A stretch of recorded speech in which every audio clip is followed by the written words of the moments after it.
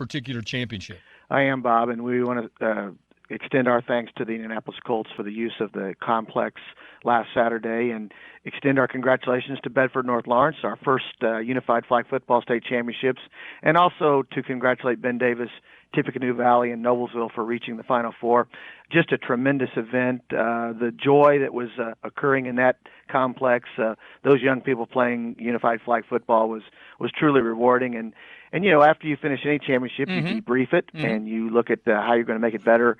And that process is going on in our office as we speak, and we'll be looking to improve and expand the Unified program moving forward next year.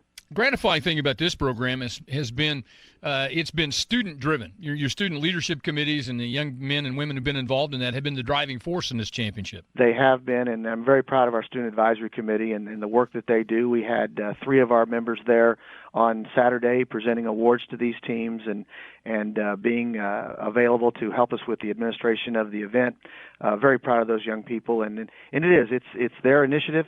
The Champions Together program is being facilitated by our Student Advisory Committee, and it gives those young people an opportunity to demonstrate leadership and prepare themselves for the next level, whatever that might be. He's the commissioner of the IHSAA, Bobby Cox. All right, you're continuing now. You're moving forward. Boys tennis, cross country, soccer, and first round of the sectionals in football coming up this weekend. Another busy weekend for you. Yes, it is. We concluded also last Saturday our boys tennis team tournament, and congratulations to the Carmel Greyhounds for their 3rd straight championship, and thanks to North Central High School for hosting. Do a wonderful job there with their just an outstanding facility there at the Barbara Wynn Tennis Center. But we also, this week now, we go to singles and doubles championships in boys tennis at Park Tudor.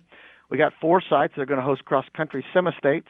4 sites are going to host soccer semi-states. And then we've got first round of the football tournament. So there's a lot of high school activity out there.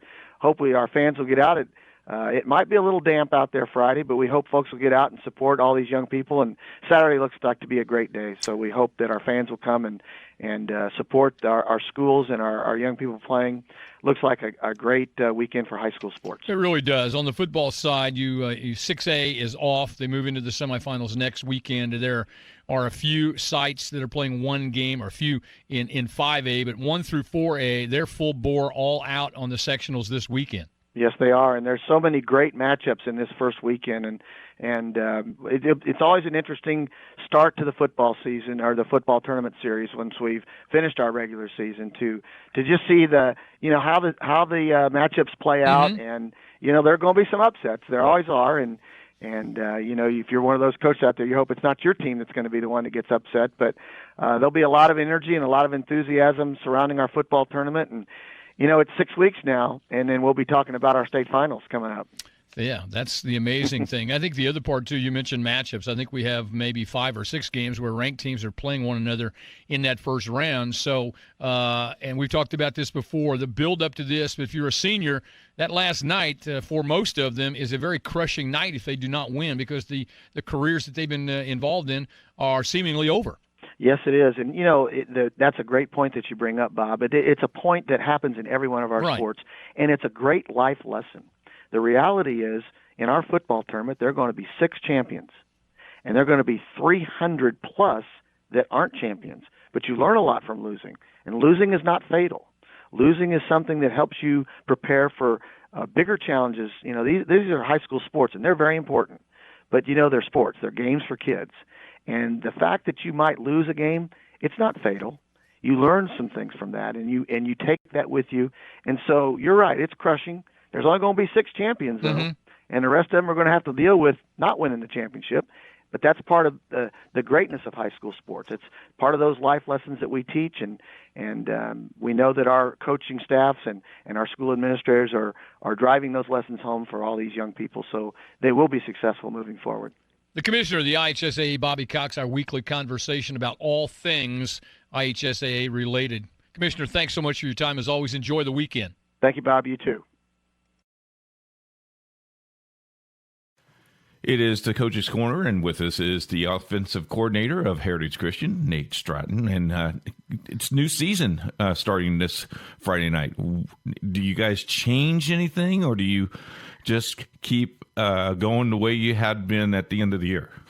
Well, it's actually for us anyway, and I know it's this way around the state too. We're kind of forced into a little bit of a change with fall break. So this Friday, our kids would typically have a school day, and then we would start our pregame preparation then. But they actually don't go to school at the end of this week, so there's a little bit of change just for that alone. But as far as a game preparation standpoint, the last couple weeks of the season, we really do try to shorten everything up. Everything that we were going to put in is already in. We don't want the kids to be tired. It's been a really long season, so we really do try to dial it back a little bit, and try to make it more fast paced. Still get our reps in, but maybe cut a little bit of time off of the end, and then do a lot of work through huddle. Just give the guys some homework. What's the weather? The weather's changing last week. Yeah. Freezing rain, right. A little bit of snow. We covered your game last week. We had a little bit of snow. We had a little bit of freezing rain. Does that affect the play as much as we as sportscasters make it a big deal? Or is kids used to playing in the rain or the sleet or snow? Sure. Yeah. At the high school level, I think it's impacted a great deal. I know that we actually, like our kids, our quarterback's hands are just big enough to be, really effective in dry weather. And then in the cold weather, it's a little bit more difficult for them. So, and I've had several quarterbacks like that through my career. It does. I mean, I'm not going to call pass plays with as much confidence when it's like that outside, which is, to be completely honest, why I took this particular job.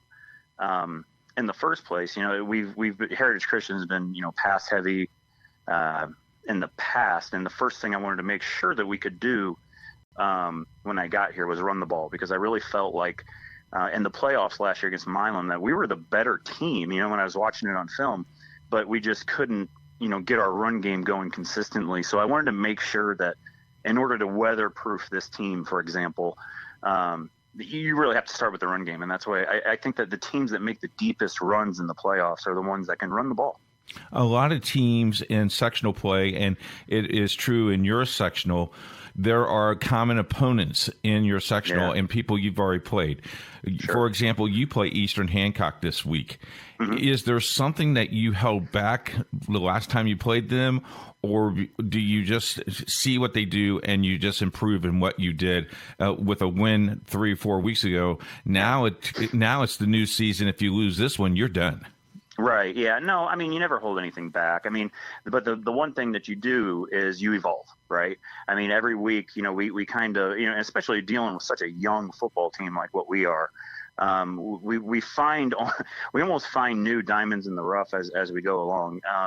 And we're a lot better at certain things than what we used to be. And I know that, Eastern's probably saying the same thing. If you look at their film early on when we were watching their film leading up to a previous game, and then you look at their film now, they're a different team too. So it's not as much as holding things back as it is you just evolve throughout the season into something different. Coach's Corner, thank you very much for spending some time with us, Coach Nate. I know we'll talk to you next week. And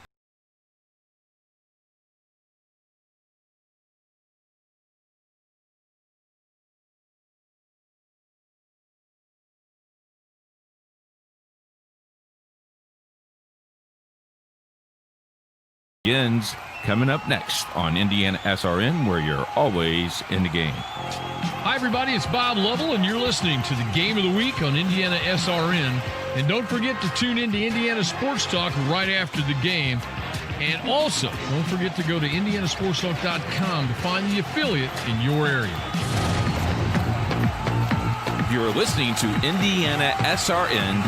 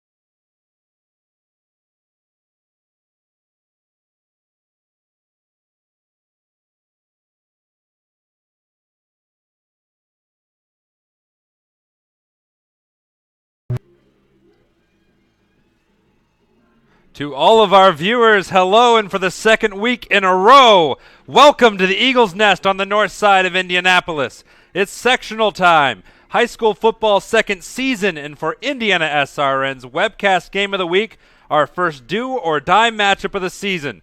We'll see the 5-4 Heritage Christian Eagles hosting the 3-6 Eastern Hancock Royals.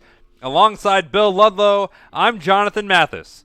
Tonight's matchup pits two former state champions against each other.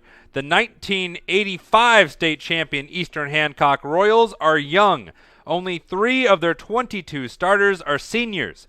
The youngsters, they can play. Quarterback Houston Swan has thrown for over 1,000 yards. Freshman receivers Cole Rainbolt and Zach Arnold have a combined 47 catches, 584 yards, and 5 touchdowns. Junior running back Victor Olivo is 90 yards short of 1,000. Eastern Hancock will need all of them to step up because the 2008 state champion Eagles are on a roll, coming off back-to-back upset wins. Eastern Hancock, they found their Heritage Christian rather, they found their run game. Colton Brown has nearly doubled his rushing total last week. Not to mention, the Eagles' passing attack is always a threat to erupt. Tonight's game time weather information, not bad for October. It's 49 degrees and it will stay in the upper 40s all game long. The wind is out of the southwest at 12. The sun has already called it a day, and we're going to be under the lights from the opening kickoff. While it sprinkled earlier, it's not raining now, and the chance of rain decreases as the game progresses, and which makes this weather, I believe, perfect for football. Bill Ludlow, the Royals, the Eagles, what jumps out at you? You know, what jumps out at me about this game tonight is just the running back of Heritage Christian. We seen him last week in Colton Brown, and how the young man is a freshman. But I'll tell you what, Jonathan, the young man can find the seams, he can find the holes, and he's quick to hit them. And when he gets in the open field, there's nobody that can bring him down. So, and these two ball clubs, you talked about the rain. When they met back in September, it rained also, and I believe during that game, Eastern Hancock had a total of between 6 and 8 fumbles on the game. So that kind of hurt them. They got beat in that game. Eastern Hancock did 33-6. So, you know, what else? You know, in Indiana, you bring the rain and see if they can redeem themselves tonight in the Eastern Hancock Royals. And that's true. You had a very young team then. You have a very young team now for the Royals. This is their opportunity to get back at a team they've only played once in their history. And they had 8 turnovers, and this is their opportunity to turn the tide and get their first sectional win since 2014. You know, they've got a very good coach on their sideline in Doug Armstrong. You know, I think he's got a total of 100 wins throughout his career. And he's taking on Kyle Ray, the head coach at Heritage Christian. So it's kind of like last week. You had the legendary coach in Sheridan, Bud Wright, taking on the young guy, Kyle Ray, and Ray's team came across with a victory. We'll see if that transforms into a victory for the Heritage Christian Eagles tonight. And speaking of youth, it's a big factor for Eastern Hancock. 5 freshmen start for them in their offensive backfield. Most of their players are underclassmen in their starting lineup, and one really good one is their quarterback, Houston Swan. And on the year, Houston Swan, you know, through 9 games, 87 completions, 160 attempts for 1,042 yards. Jonathan, he's thrown 11 touchdowns, but then he's thrown 16 interceptions. And I think that all comes with the youth, being the freshman. As the years goes on and Houston matures in this program of Doug Armstrong, he'll be a fantastic quarterback down the year. A big help for him is having a good running back, and they have a very good one. Wears an interesting number, 88, just like a certain Packer running back. Yeah, you got Victor Olivo through 8 games, carried 158 times, 910 yards. He's averaging 5.8 a game, 113.8 yards a game. His longest is 94. He's gone over the 100-yard mark 4 times, 3 touchdowns, Jonathan. His counterpart for Heritage Christian, Colton Brown, we talked about him a little bit earlier. We're going to talk about him again. He entered last week with 256 yards total on the season, but last week, 19 carries, 206 yards, 3 touchdowns. He was a revelation as we see him right now. Yeah, he's just breaking those tackles and everything. And through 8 games for Colton Brown, 78 carries for 462 yards, 5.9 on the average. An average per game is 57.8. His longest was 13. He's gone over the 100-yard mark one time. I think that 13 longest, we can correct that from last week. And he's got 6 touchdowns. He went into the game last week with only 3. Banged off 3 big ones last week. Banner day for Colton Brown, and we learned earlier that his first start of the year came against Eastern Hancock, just the 4th week. So a lot of familiarity between these two teams. Another familiar face for us, and whenever you think of Heritage Christian, you think of their passing attack led by their junior quarterback, Sam Asbell. Yeah, Sam Asbell through 9 games, 94 completions, 184 yards. He's over 1,000 yards for 1,285 to be exact, 13.7 average. He's thrown 14 touchdowns, 7 interceptions. He's got a quarterback rating a little low, 83.3, but I think that's due to the rain the last couple of times that we've seen Heritage Christian. Asbell, he has a touchdown pass in all 6 of the last games of what am I trying to say? In the last 6 weeks, he's had a touchdown pass every game. That's pretty good. What do you like about his game? I just like the way when he can be flushed out of the pocket, he can fling it down the field, and it's good when you've got a big, tall receiver in Harrison Eckel. We'll talk about him in a minute, but that offensive line for Heritage, when they block for him, give him time. The receivers can separate the space from the defender, and Asbell's able to look downfield, survey the field, and able to hit his receivers. And we just saw the graphic of Harrison Eckel. What do you like about Harrison? He had a little bit of a down game last week, but he stepped up big in the 4th quarter. Harrison Eckel, he's a big, tall guy. Through 9 games, 54 receptions for 788 yards. He's averaging 14.6. His longest was 40, and he's got 8 TDs. You talk about Harrison Eckel, he is 6'5", 190, and when you're Sam Asbell, you're 6 foot.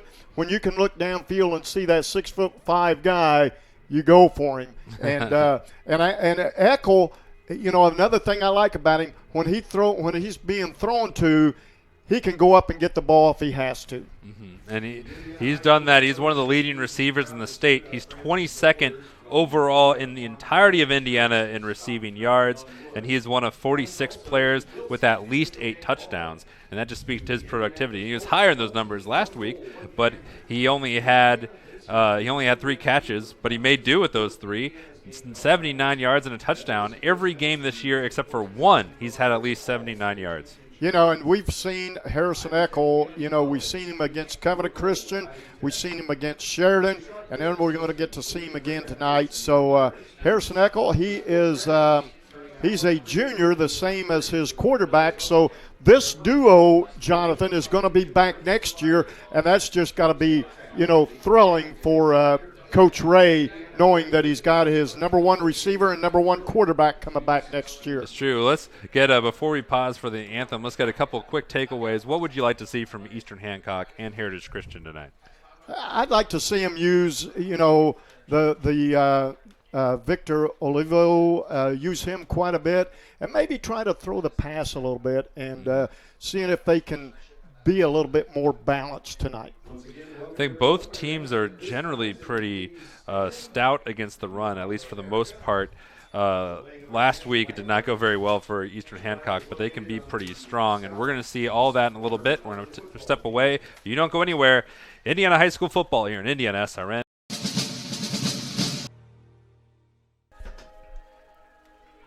Welcome back to Heritage Christian High School as we get ready for the opening of the sectionals. We've got a couple other games on the Indiana SRN family of networks. Tonight, Madison Grant at Shenandoah. Beech Grove at Mooresville, that's a huge game. That's also on TV. But if you want to watch that one, you can listen to it here on Indiana SRN. You're at the right spot. And then Saturday, we've got a fun game, Traders Point and Covenant Christian, a rivalry game. That section will be played tomorrow evening at Avon, and we'll have our crew there to bring that game to you. And there's this always fun sectional football. You know, it's a good time because, like I said, you know, it's the second season for these high school football kids, and you know, for some of these young players, or you know, the senior players out there, you know, this may be the last time that they suit up ever playing football. It's always a harrowing thing to think about, but it's going to be put out of their mind for as long as possible. We got a little over 2 hours of football to stay alive in this tournament, and I think it might be an understatement. Most people, most prognosticators, are picking Heritage Christian in this game, probably in part because of the 33-6 win they had against Eastern Hancock earlier this year on September 7th. We will see the Eagles will receive this kick, but you know, in a sectional game, in a do-or-die scenario, Bill, you can kind of throw out what the different averages or point advantages are. Yeah, you know, and I know that, you know, I've known Coach Armstrong a while, and knowing his philosophy and everything, he's not going to, you know, let the kids think back to that 33-6 loss back early September, and he's got them focused on this game tonight, knowing that they can come in here and knock off Heritage Christian. We will see. They're getting ready to take the field there. You see Heritage Christian and Eastern Hancock both in blue colors. They will fortunately not both be wearing blue. Heritage Christian in black and blue, and that is Eastern Hancock in their road whites. Bill, it's exciting. Sectional time. It is exciting, and the officiating crew is ready, and they come over and talk to Coach Ray. The sideline guys over talking to Coach Armstrong, so now we're just ready for Heritage to come out. Eastern Hancock's coming out. They're dressed in the all-white uniforms with the blue numerals, and Jonathan's already said Heritage is dressed in the black jerseys with the white numerals and the blue pants, and here come the Eagles now making their way onto the field. So here we are, folks. Wes Kane, and by Wes Kane I mean Blaze Sarber. First error on the announcer before the opening kickoff. Sarber will be kicking off for the Royals.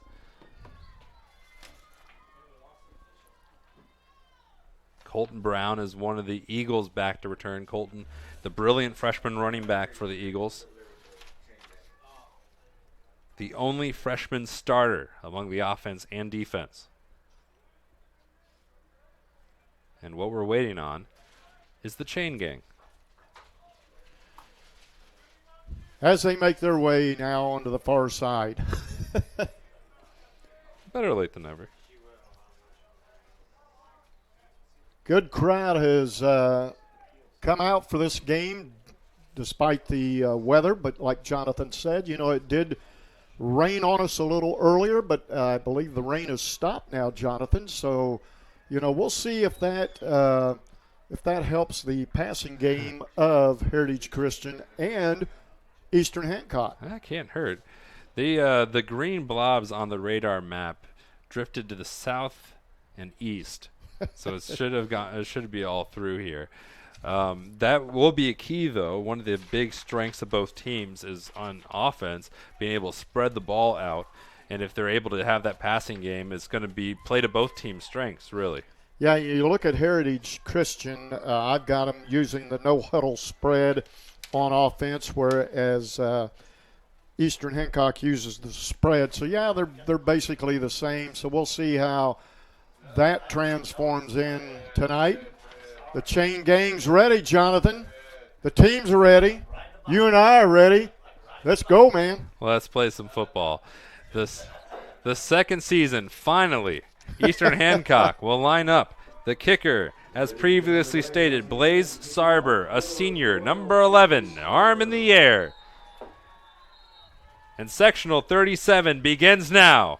It's a short kick.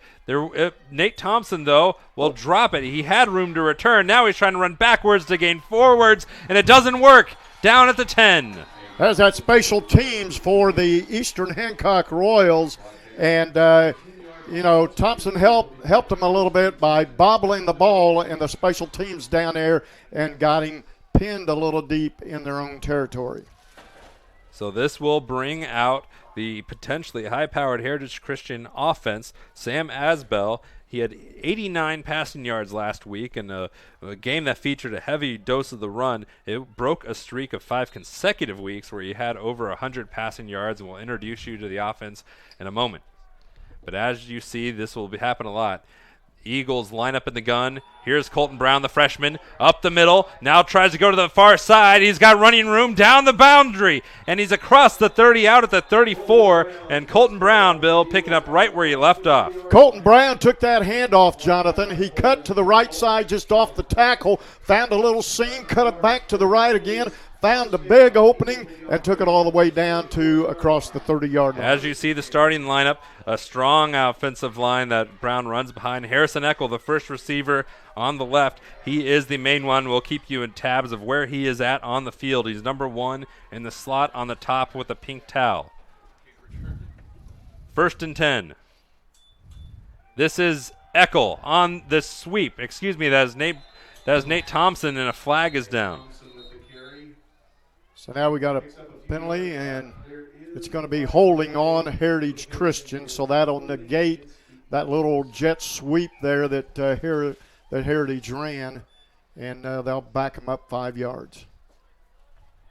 Well, they tried. Here's the defense.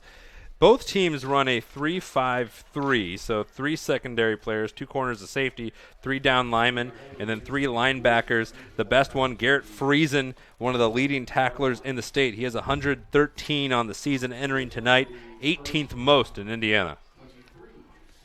So it's going to be it'll be 1st and 23. I think that's the country mile. It is a country mile. Brown, the tailback. Eckel in the slot at the top. They go to Brown. He's weaked by one and wrapped up by the other one, getting back to the line of scrimmage, I believe. 2nd down and long upcoming. Colton Brown, when he took that handoff, the defender was in there. If he would have wrapped him up, he could have thrown him for another loss. But Colton was able to break that tackle and get a little yardage out of it.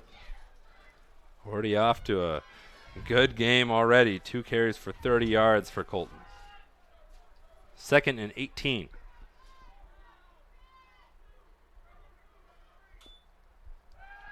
The quick hitter to the boundary, and the Eckel couldn't break free from the defender. Connor Schultz was out there with him, and a piece of laundry is laying on the 30-yard line, Bill. Are they going to get him for pass interference on the defense? Might have got a little too handsy. So as the officials huddle up, now the head official comes over and he makes the call. Yep. So it's going to be holding on Eastern Hancock. The junior Connor Schultz was the guilty party, number 21.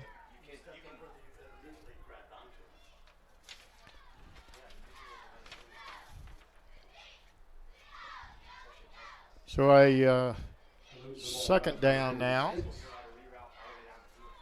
The ball's spotted right at the 36 of Heritage Christian.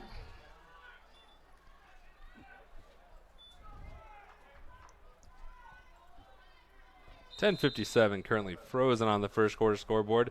Just a minute gone. The sectional quarterfinal. Thompson in motion, bops off of Asbell's hands, and it's going to be 2nd and long. Wasn't ready for that one. It's not starting like it did last week, Jonathan. So, I don't know if it's, knowing that if you lose, you go home. If you win, you continue. I'm thinking that both these coaches, veteran coaches, would not, let that play into these players' minds. But they are young men, freshmen, sophomores, juniors, seniors. So, I'm sure it's in there a little bit. The 14-year-olds out there 17-year-olds, a couple 18. Johnson in motion. Asbell in trouble. Trying to flip it to Thomas Johnson, but it is just a bit outside. Third down and long for the Eagles. So now you got to punt the ball. Not yet. We'll see. Third down. Fourth down. Bill's right. They're going to punt the ball.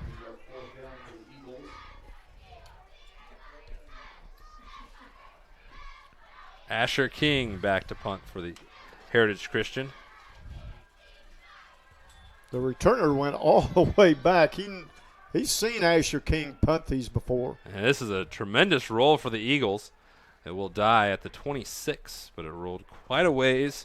Cole Rainbolt not having an opportunity to return that one. Rainbolt, one of the brilliant freshmen in the starting lineup. We will see them in a couple plays. But now Heritage Christian couldn't do anything on their first drive, Bill.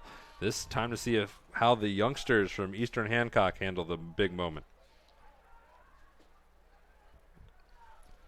They have it, 1st and 10 on their own 26-yard line.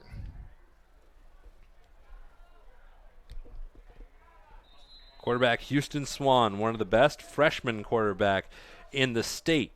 He's 8th in yards among freshmen. They hand it off to Levo here. Good gain. Across the 30 to the 31. But Swan, 8th in yards, 5th in completions, 4th in touchdowns among freshman quarterback in IHSAA football. Victor Olivo trying to get to 1,000. Looks like Eastern Hancock wants to go a no huddle tonight. 3 receivers, 2 to the bottom, 1 to the top. Here's Olivo again. Ran over an Eagle. And they're creeping away. Just chipping away at it. Yep, and the young man he ran over was number 34, Jake Doran.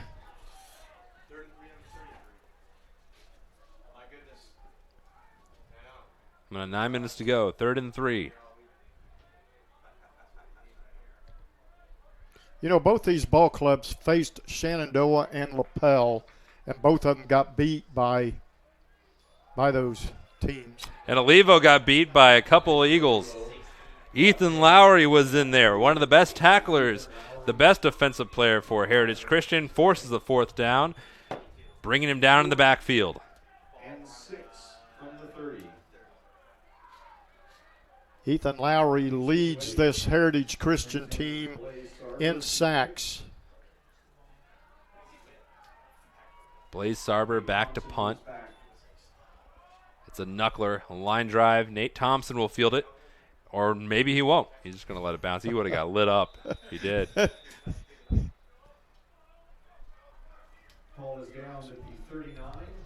So it's on the Heritage Christian side of the 40, and now after 2 largely unsuccessful opening drives, Heritage Christian, we'll see if they got the jitters worked out. 8:12 to go, and they're going to start on their own 40.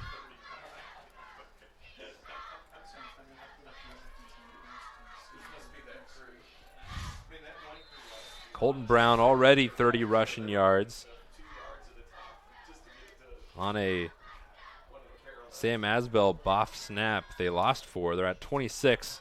And Brown looking to add to it, and he's not gonna. Eastern Hancock all over the freshman. They had him. They couldn't bring him down. They finally did.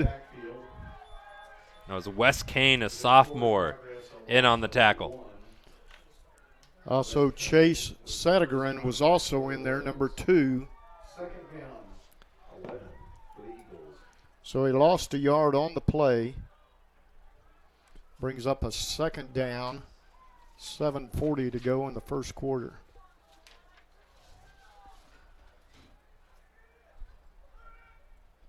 Second and 11.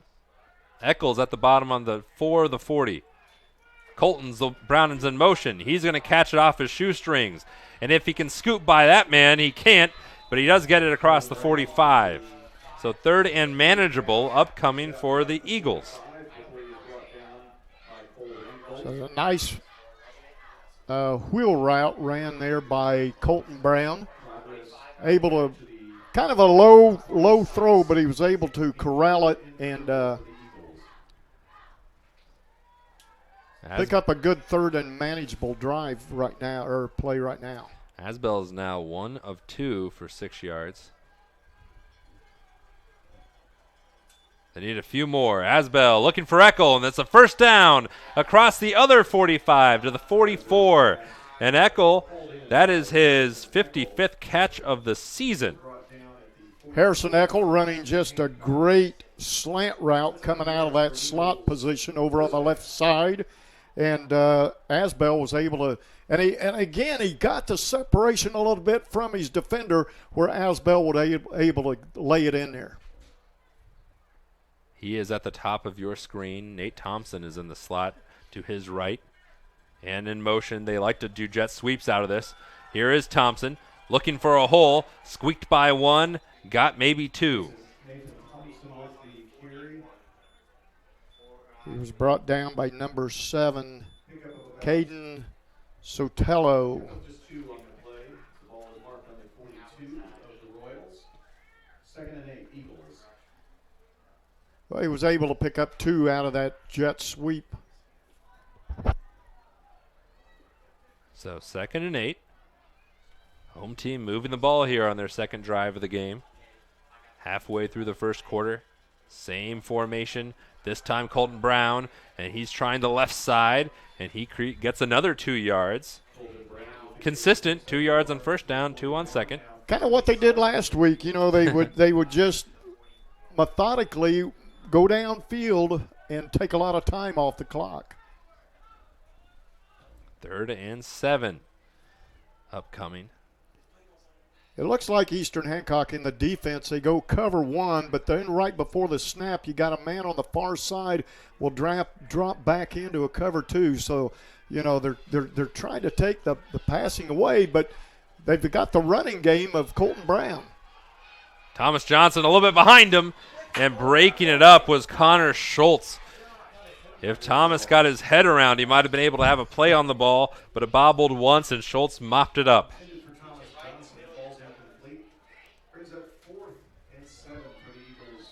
Asher King, he'll look to try to pin the Royals back deep in their own red zone. He has done that several times so far this year. 16 of his punts have ended up inside the opposing team's 20.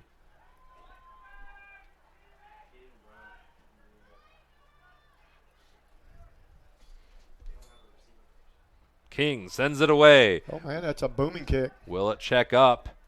It will. Another excellent targeted punt inside the 15-yard line for King. And the Royals are going to have a long field facing them on their second series of this opening quarter. Royals will begin 1st and 10 from the 13-yard line, it looks like, is where they're placing it.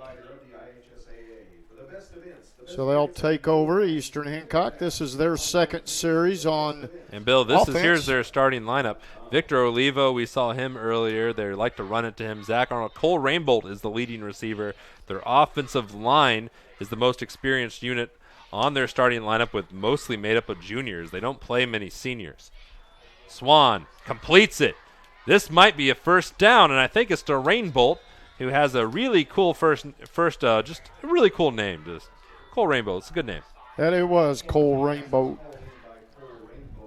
So, you know, if you're going to pass on a rainy night, go to Rainbolt, right? Makes sense.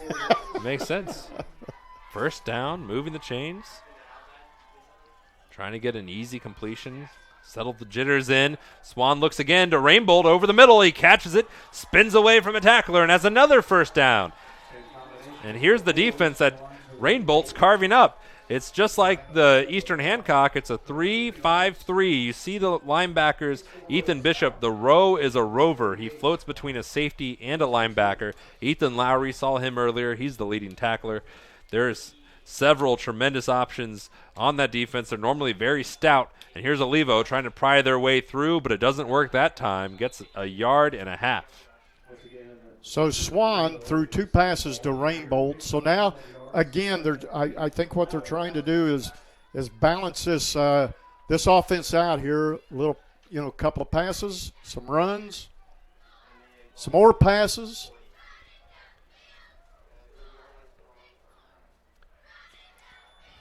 On second down, Rainbolt again eludes one player.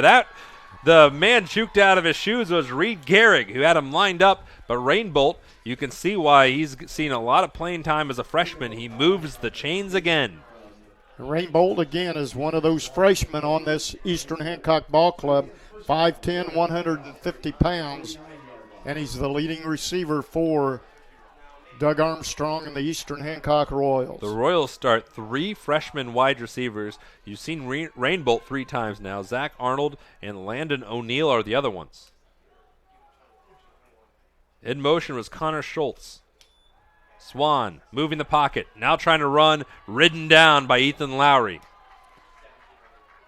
Loss of 1 on the play. Lowry got up around where it could have been called for a horse collar call, but was able to keep the hand out of the area where they do call it for the horse collar. Nice play there by Ethan Lowry.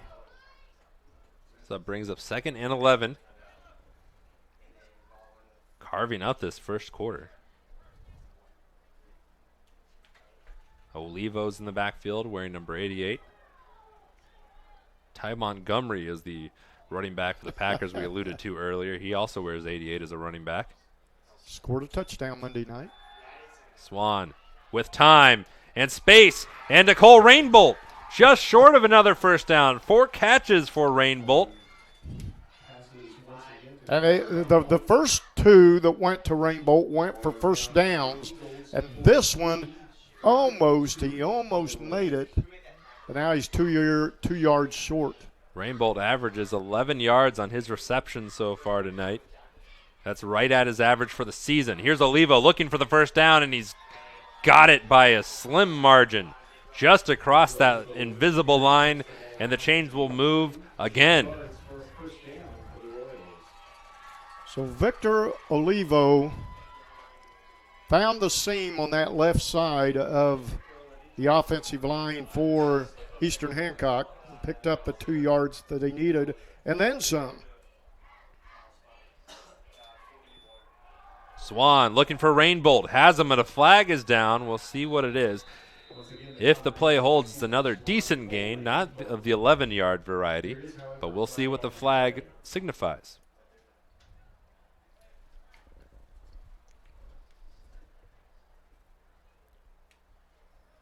As the official comes over, he'll give us the call here. Or will he? An eligible man downfield. You know, those linemen, they're just so excited to be participating and involved. And I get you every once in a while. So that'll back him up 5 yards. Second penalty of the game on Eastern Hancock. 15 yards total. Clean first quarter.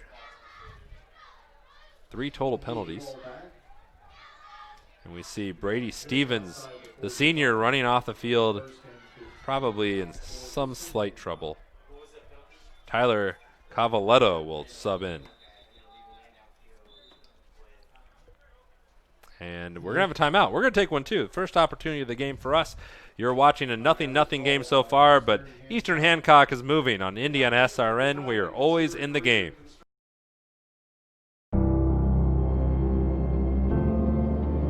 How does a good man become even better? By working out? Or by working his way up the corporate ladder? By changing his diet? Or by changing his style? By traveling the world? Or by staying perfectly still? For 300 years, we've helped good men become the best versions of themselves through a dedicated fraternity and by taking an oath to live a life of integrity, service, and brotherly love. Men who are as committed to each other and their families as they are to our noble cause. In the end, we don't just make men better, we make them Masons. Not just a man, a Mason.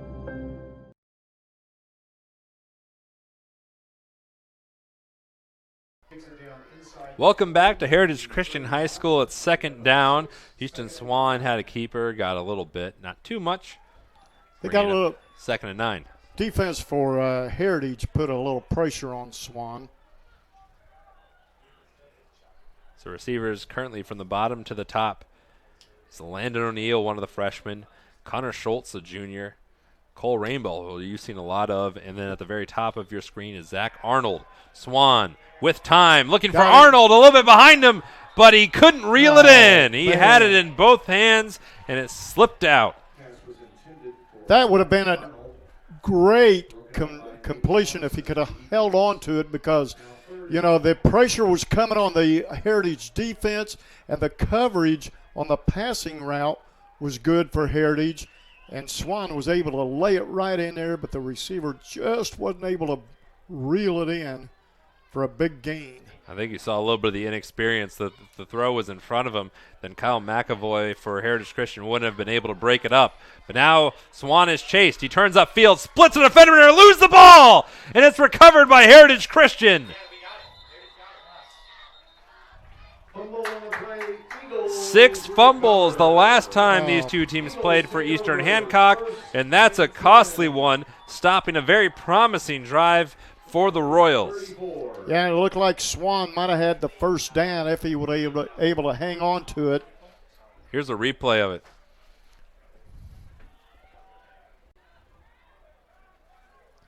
Got flushed out of the pocket. Look at that hole right there. And then he just got hit. It just popped the ball right out of there. I believe Peyton Brown, the junior, Colton's older brother, was there to break it up. Great play by number 20 and Heritage Christian. And now they have, for the third time this game and of this quarter, they're back on offense. Hasbell, Colton Brown, Peyton's younger brother, swept backwards, stumbles forwards, and loses yardage overall. I think that the wet turf out there tripped him up out there. Colton, despite having a brilliant first run of the game for 24 yards, he's gone backwards and forwards, 5 carries for 27. Second and 13. Thompson in motion. Hasbell looking downfield, and it's a little high. It was tipped. The intended receiver was Aiden Craig, who started out the year as the leading running back, has been in a little bit of a reserve role ever since, and now that brings up third down. The throw was high from Hasbell, and he has a tendency to do that, elevate his throws. Yeah, he's so used to throwing to the big guy, and then when asked to throw to the smaller ones, the guy that almost could have picked it off for Eastern was Caden Sotelo once that ball got tipped, but a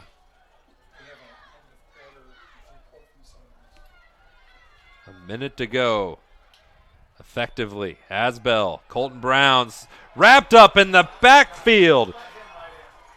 Tyler Vanderflight, the junior, leads the team in tackles for losses, and he gets his 11th one of the year right there. So as we go under a minute, Jonathan, and these defenses are making a stance here for Eastern and for Heritage Christian, because we've not had any points on the board yet. Not yet. Eastern Hancock had the best drive of the game. Their last time they had the ball. They're going to be able to touch it again before the end of the quarter. It's a knuckleball kick. Checks up and will stop. 17 seconds to go here. Time for one play. Bill Ludlow, what do you draw up here? I think you just try to get a couple 3 yards, let the clock tick down, and then regroup and come back in the second quarter and send us to a commercial break. Eastern on their own 35. Houston Swan, great start to the game for him. 4 of 5 for 44 yards. All of them to Cole Rainbolt, his fellow freshman. They will throw, or they're going to look at it, but Ethan Lowry's going to swarm him and wrestle him down. First sack of the game for Lowry, and we go inside 10 seconds, and Eastern Hancock doesn't look like they're in too big a hurry. So we'll oblige them. They didn't go for those 2 or 3 yards like I told them to. And we'll be back in a second on Indiana SRN, where you're always in the game. Burtner Electric Incorporated has been proudly serving our residential and commercial customers with quality electrical repair for over 33 years. We are fully licensed and insured in electrical wiring and electrician service packages. You'll receive a competitive assessment whether you're a homeowner or a business owner, first-time or long-time customer. We offer free estimates for any new project. Call our licensed and experienced electricians today.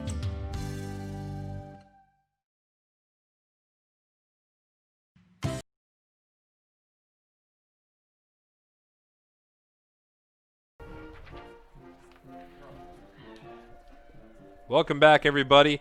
We're going to get ready to go down to our sideline reporter, Chris Simmons, here at the beginning of the second quarter. Thank you, guys. Just here, Chris Simmons here, just to give a quick recap of that. No points on the board, but it's still exciting to watch a good quarter. Big play. Heritage Christian getting that fumble, unable to do anything with it there. Eastern Hancock driving right now. We'll see how that plays out. Back up to you guys. Thank you. Thank you, Chris. Happy to have Chris joining us for this sectional game. We do have some score updates from around our Indiana SRN network.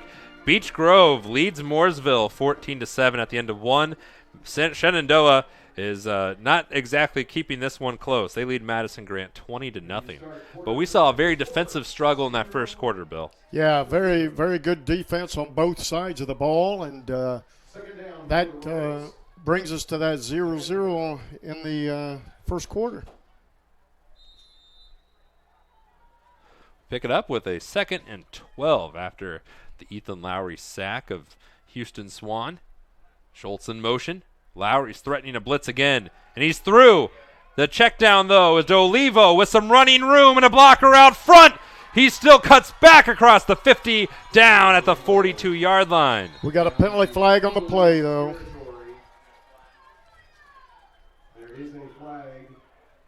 And it's in the backfield, so roughing the passer on Lowry. Rarely does he make a mistake. But Eastern Hancock, it seems a little bit like last week's game. They look like the dominant offensive team, and Heritage Christian a little bit slow starting. But a great play from Olivo. But then we've seen what Heritage did last week, and we'll see if they can do it again this week. Need the defense to step up here because they're knocking on the red zone right now. 1st and 10, 16 seconds gone here in this second quarter, and a little dive. And that's 3 yards for Olivo and the Royals. So Victor Olivo is the leading rusher. He was, like 90 yards away from 1,000. Correct. He is now 78 yards away for 1,000. And there's a lot of time left in the second quarter as we just got underway. Schultz in motion from the bottom to the top.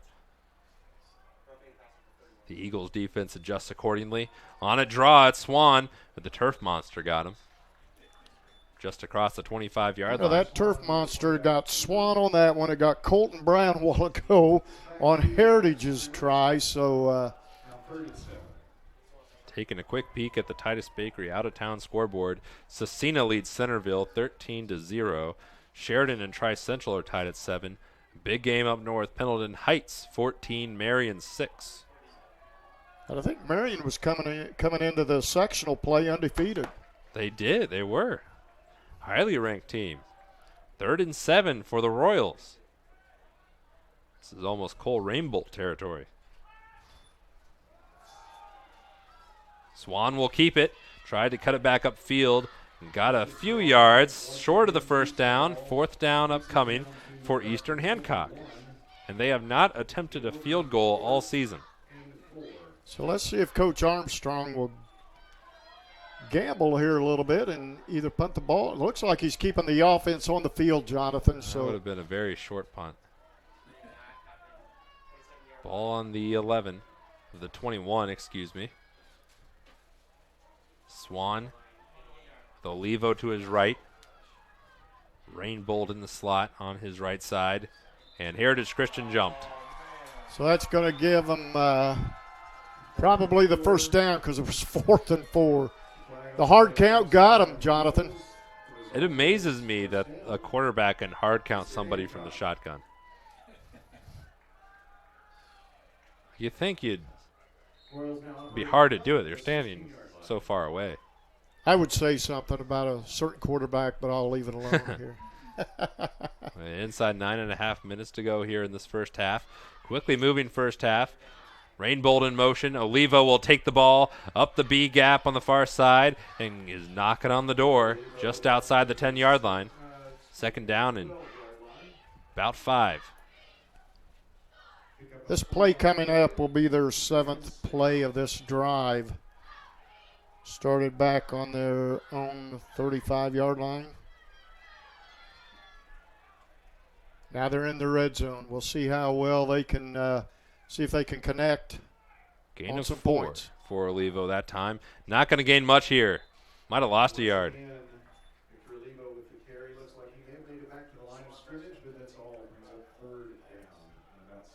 So we got right back to the line of scrimmage, Jonathan. So this will be the question for Eastern Hancock is they have struggled scoring the ball, or just struggled scoring points in the last few games. 3 weeks ago against Monroe Central, they scored 16, 8 against Shenandoah, 12 against LaPel, all losses. They need to get the ball in the end zone. They're going to try here. Swan looking for Arnold, and it's intercepted in the end zone. Kyle McAvoy picked it off. And again, it's just another unfortunate mistake by the freshman of Eastern Hancock. And McAvoy was able to pick it off.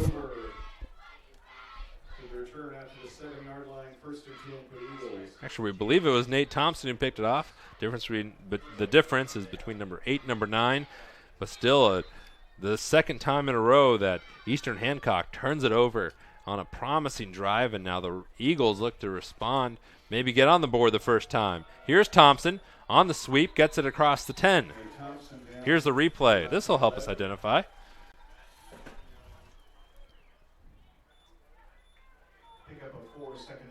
That is Nate Thompson, I believe. So second down and 6 for the Eagles. Nothing.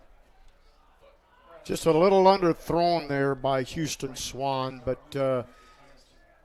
like I said, as years go on, the more he matures, he'll be the leader of that offense for Eastern Hancock. Asbell looking for Thompson, and this one was almost intercepted. Sotelo, I think, was over there for Eastern Hancock. I think you're right. So, they could have, Heritage could have given him Eastern a gift and given it right back to him. 2 of 6 is Sam Asbell. The passing game for the second week in a row, not firing on all cylinders at the beginning of a game. Eckel is wide to the top, number 1, with the pink towel hanging off his back. It motions Thompson. Asbell looking for Eckel. 2 players are there. Eckel reels it in. Snatched it right away from Colton Brown. When you're 6'5", you can go up and do that. And that's what Asbell does. 33, that's enough yards for an Eagles. First down. 32 yards on 2 catches for Eckel so far this game. And it's a first down for Heritage Christian. And I know that first game these two teams played 33-6 Heritage, but at the end of the first quarter it was 10-0 Heritage in that first game between these two teams. And that was an offensive blowout compared to this one. Looking for Eckel. It's a jump ball, and it's knocked away. Sotelo. Here's the replay of the last completion. Look at this. I'll take it. Yeah, he just ripped it right out of his hands, didn't he? Holds the seniority. Asbell, a junior. Colton Brown, a freshman. Brown has been largely held in check so far this game, with the exception of his first run of the game, which went for 24. He's gained 2 yards since it. I was going to say, been kind of quiet since that big 24-yard gain. Reese Johnson, number 4, wide at the top of your screen. 2nd and 10. Here's Colton Brown. His ears were burning. His legs were too. He's to the 50, still moving, trying to cut back across the 40, down at the 38-yard line. Nice run by Colton Brown. Was able to bounce it outside, danced along the sidelines, and then cut it back upfield for a big first down, Eagles. 29 yards for Colton Brown on that one. He's a big play back.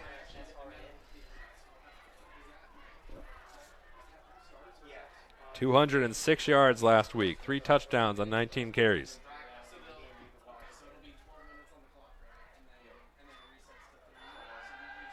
Asbell looking for Thomas Johnson, and if he caught it, it's across the 20, and he did.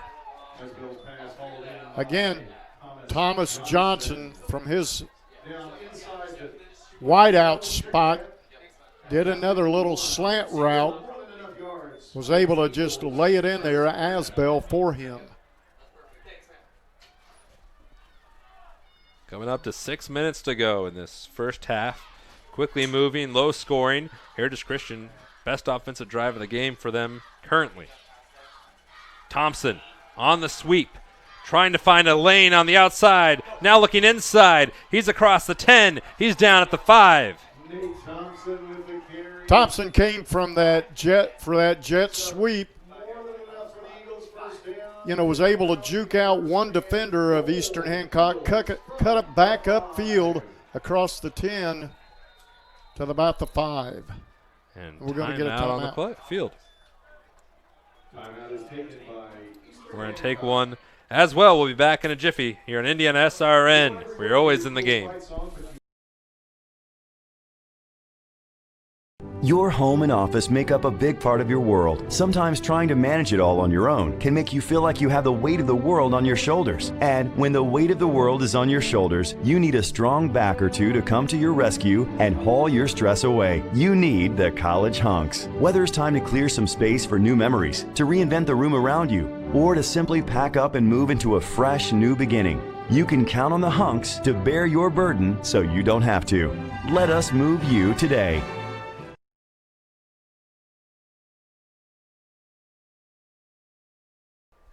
Welcome back to the Sectional 37 quarterfinal here at Heritage Christian High School. The Eagles and the Royals currently tied at 0. But the Eagles are driving for the first time today. Nate Thompson, 22 yards on 3 carries. Colton Brown, 54 yards on 7. First and goal from the 5. They spread it all out. They're going to go Wildcat. Peyton Brown to his brother Colton. He's strung out, but he still keeps his leg churning towards the end zone. And a flag flies, but currently it's a touchdown. So we'll see what this is. Thomas Johnson comes up a little lame. Might have been a block in the back, maybe. He's holding that right thigh there.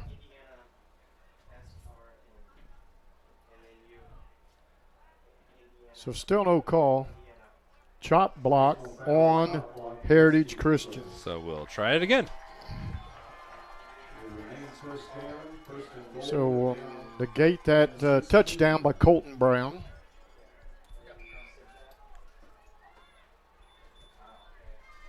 So 5:40 to go here in the first half.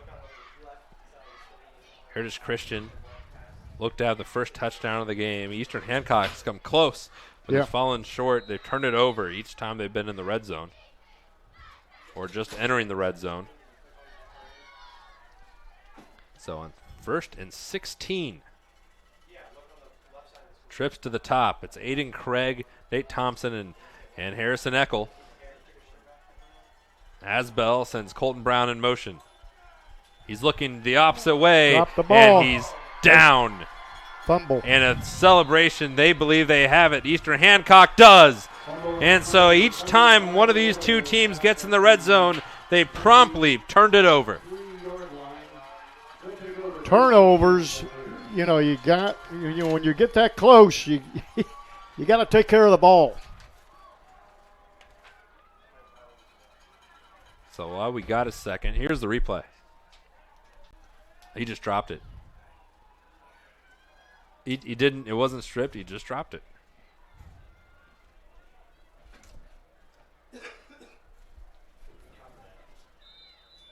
So for Eastern Hancock, Houston Swan, 5 of 7, 69 yards. He's going to hand it off on a sweep to Schultz, and he gets a nice gain down the far sideline right in front of the Royal bench, cutting the yardage to need almost in half. I like that, the Royal bench, huh? Yeah. That's pretty neat. Yeah. I did that just for you.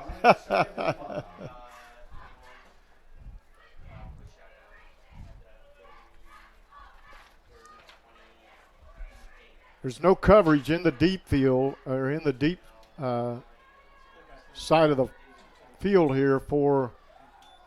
They will go to Olivo, looking for a first down, and he has it across the 35-yard line to about the 30. They're going to mark him at the 35, right on the big line. So again, Jonathan, this game is being played a lot different than the first game back in September. And we see rain has returned to the Eagles' nest, moving in the opposite direction from how the Royals are driving. We're expecting it to clear up. So far it's been working for the Royals. This is Rainbolt, appropriately named, but he doesn't get to the 40, down at about the 39.5. Swan took that ball. He ran to the right side. And then Rainbolt, he found him.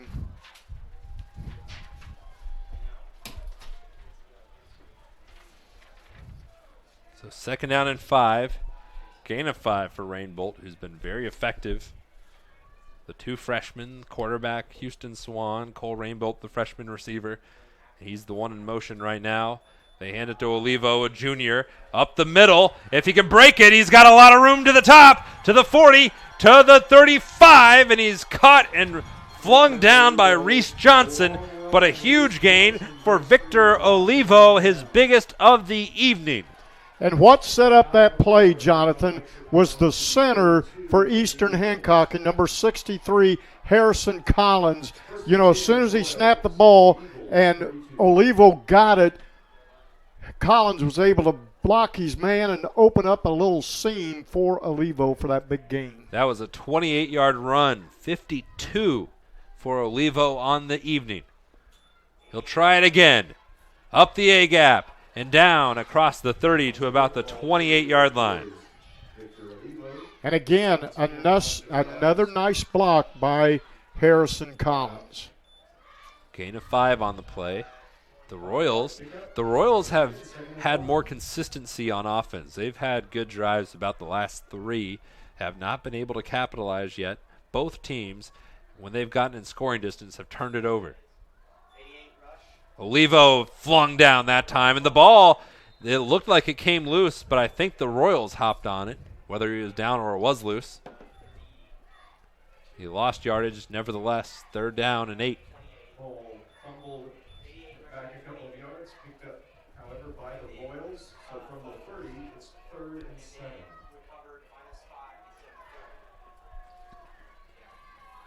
And Victor Olivo is a junior at 5'6", 155 pounds.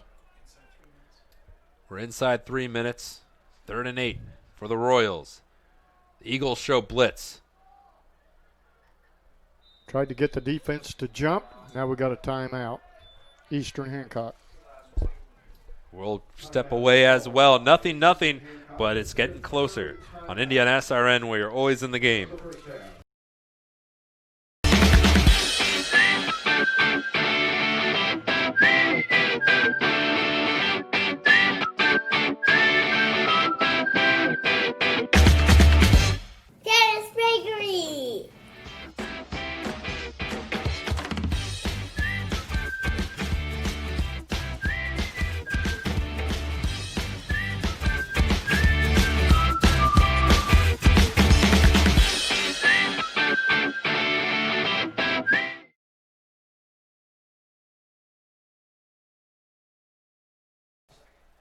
Welcome back to Heritage Christian High School, the opening sectional game of Sectional 37, currently tied at nothing. Defensive battle so far. Both teams have been able to move the ball recently here late in the second quarter. Both teams have turned it over at key moments, but the Eastern Hancock Royals are threatening again. It is 3rd and 8 with 2:48 to go here in this opening half.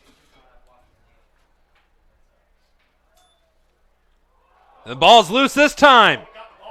Picked up by And Swan Eastern. picks it up, but it's a huge loss in the play, 4th and forever. Handoff is fumbled and kicked around a bit. It's finally pounced. And I know this ain't going to sit well with Coach Armstrong because you're coming out of a timeout. You thought, you got your play ran, the right play call, and it probably would have been if it hadn't been for the fumble. But, like Jonathan said, the rain's starting to come back, so could have some effect on that exchange right there. There was indecision between Olivo, Swan, and Rainbolt.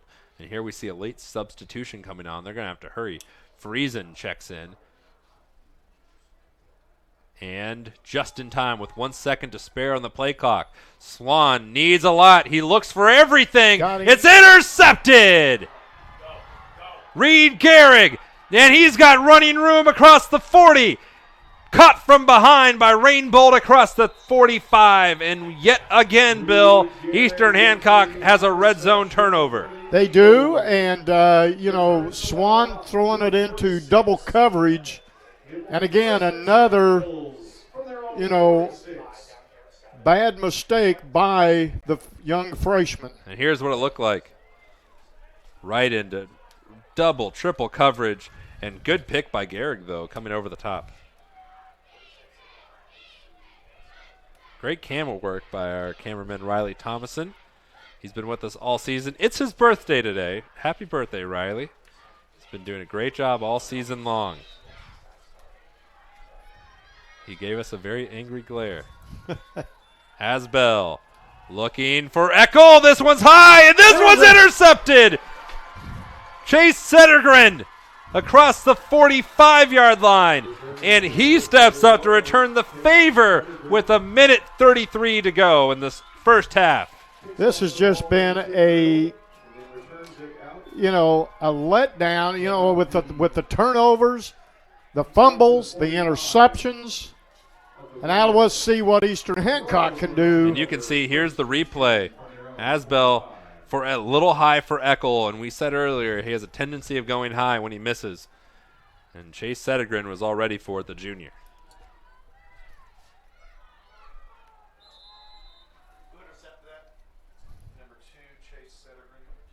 First and 10. Olivo got 3. Quick peek at the Titus Bakery out-of-town scoreboard. Zionsville leads Muncie Central 28-0.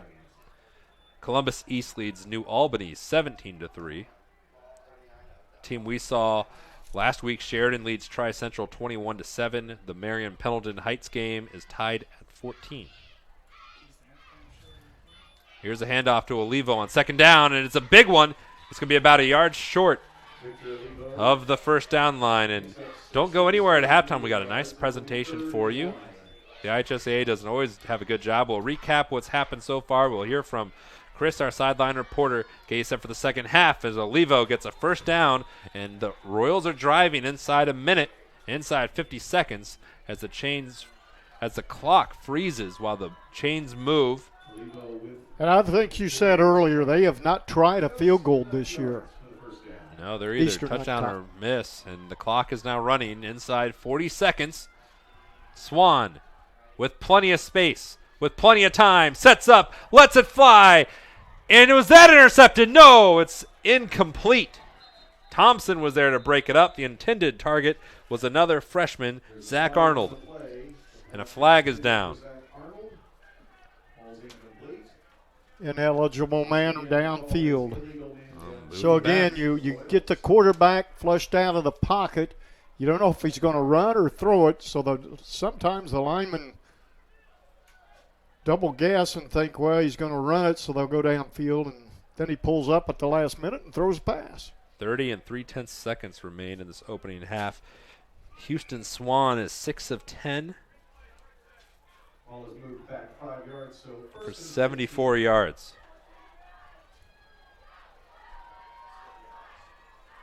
You take a couple of steps forward, and then you take a step back. It's the story of the game for the Eastern Hancock Royals, who have really been the better team this evening, have not scored yet. Lowry chases them. Swan lets it go. It's a duck, though, and that's intercepted. It's Duran if it's ruled that he caught it. Heritage Christian ball. Jake Duran, the senior. 4th turnover of the game for the Royals. Here's the replay. Jake Duran with the interception. Eagles take over. Yep, he got his feet down. 20 seconds to go from their own 16. So 20 seconds to go. They play for the second half. This happened to Eastern Hancock earlier in the year in their big rivalry game, the Battle of the Plowshare and Anvil with Knightstown. It was scoreless through 3 quarters before Knightstown won 21-8. All of those points scored in the 4th. Nothing for the moment. Thompson in motion. Hands it to Colton Brown. Some running room to the top of your screen. Accelerates down the sideline and scoots out of bounds. 14 seconds to go. You know, we saw Colton Brown break one for, like 60-some yards last 68. week. So, you know, it's in his pedigree that he could do that again tonight. And that was right at the end of a quarter, inside 20 seconds to go. Deja vu all over again. Thank you, Yogi Berra. 14 seconds. 1st and 10. Eccles wide at the bottom of your screen.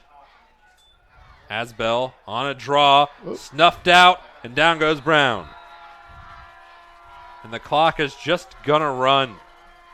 And so that will do it. Nothing going into the half, Bill. Not exactly what we were expecting, but the two defense, but that's what we were saying earlier, is sectional time.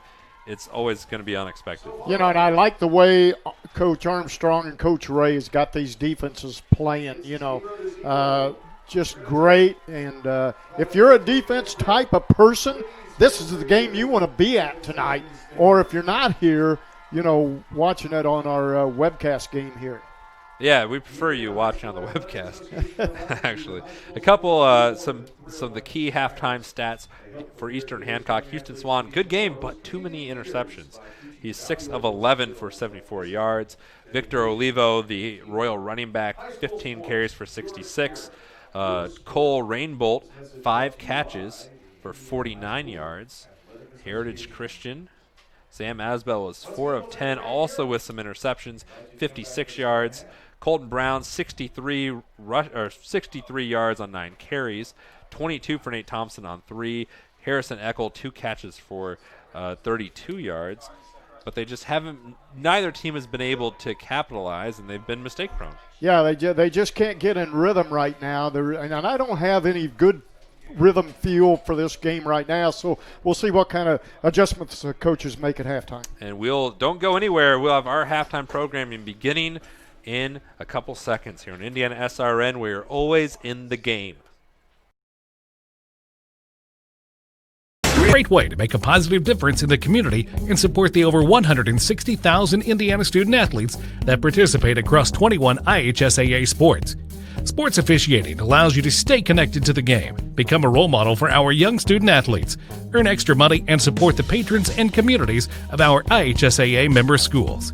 To learn more about becoming a licensed IHSAA official, log on to ihsaa.org/officials today.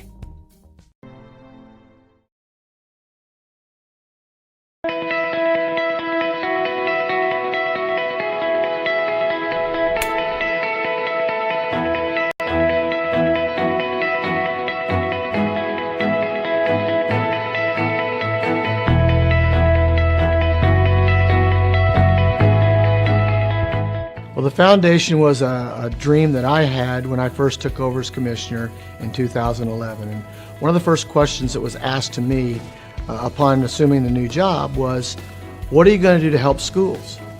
And one of those was to try to help them financially.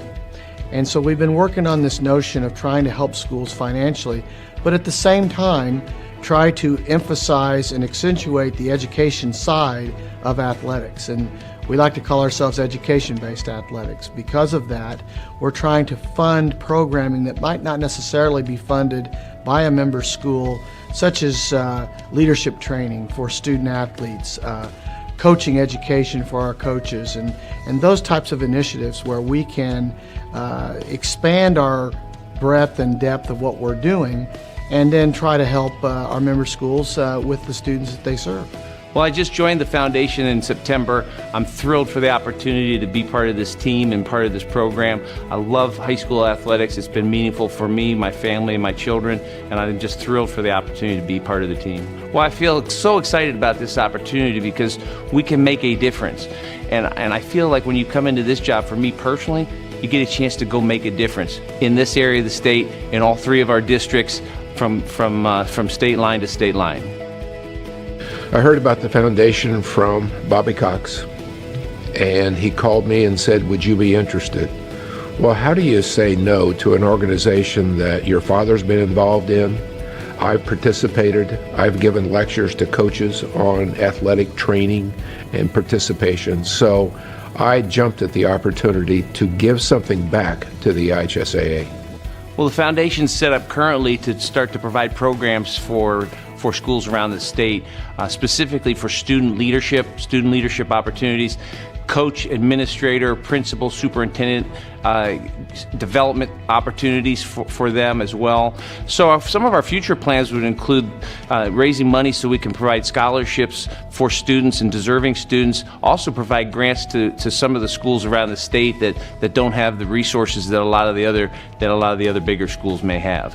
Well, obviously sports is our world here at the Indianapolis Colts, and you can't work for a pro football team without being a huge proponent of sports in general. And the things that sports teaches young people, it mirrors life in a lot of ways. It teaches teamwork and goal setting and perseverance, discipline, and it also teaches you the rewards of hard work. And there's such a high an adrenaline rush when you've achieved or been victorious or performed well after months, if not years, of preparation and hard work. And that's just one of the reasons that we support the IHSAA Foundation. Yes, I think that quite clearly there are communities that have rallying, galvanizing impacts, and high school sports has always been that in the state of Indiana. But you also see that growing commitment around communities as they spend their evenings with their children as well as with the people that they know in their communities, and it really brings communities together. So I think that high school athletics has a significant role in positive development of our various communities around the state. You can't quite compete if you don't have the same equipment, you don't have the same resources, you don't have the same nutrition, you don't have the same sort of coaching, but you can elevate that by contributing to the IHSAA's foundation, which supports those initiatives. Every young person deserves the opportunity just the same to participate and to be a part of things. And so the opportunity the foundation has to increase the role of student athletes in their community, to strengthen the relationship and the role and the effectiveness and the leadership of their coaches, to learn to be leaders. Being a part of a team is a great leadership development experience. Women who are in board roles, women who are leading companies, guess what? One of the number one alignment items is leadership in played high school and probably college sports. That matters, and both of those are education-based. So it had an impact on me. I'm now a businesswoman. I also coach basketball, but having to juggle education and sports and perform both at a high level is really, really a lesson learned for life. Education-based athletics matters, the student and the athlete. We take that seriously. The student first, the athlete second. the field of play is an extension of the classroom where these kids are learning life lessons that they will take with them for the rest of their lives. Athletics is an extension of the classroom. And how it impacted me, I had to learn how to operate on a team. And then as I became a captain, then I had to learn how to coach and guide my colleagues. Guess what? That then happened at work. 10 and 20 and now 30 years later. You have to learn how to show up and be on time. The bus leaves. If you're not there, you can't go.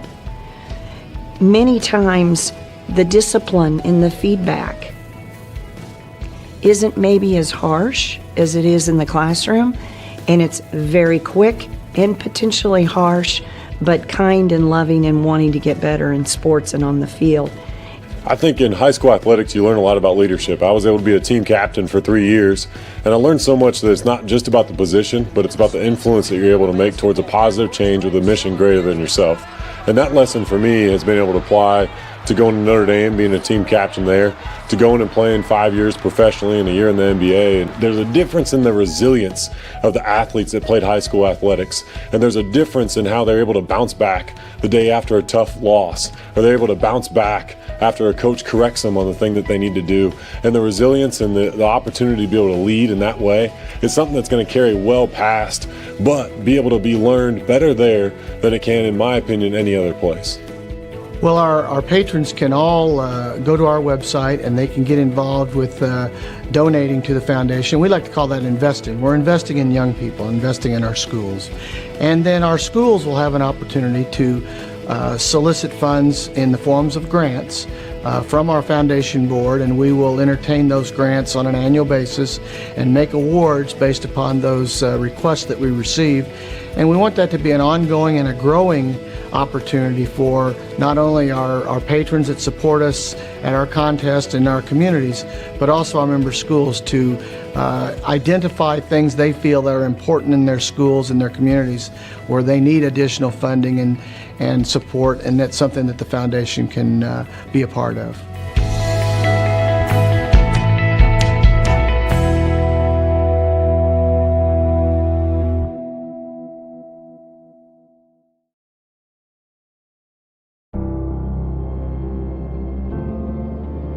How does a good man become even better? By working out? Or by working his way up the corporate ladder? By changing his diet? Or by changing his style? By traveling the world? Or by staying perfectly still? For 300 years, we've helped good men become the best versions of themselves through a dedicated fraternity and by taking an oath to live a life of integrity, service, and brotherly love. Men who are as committed to each other and their families as they are to our noble cause. In the end, we don't just make men better, we make them Masons. Not just a man, a Mason.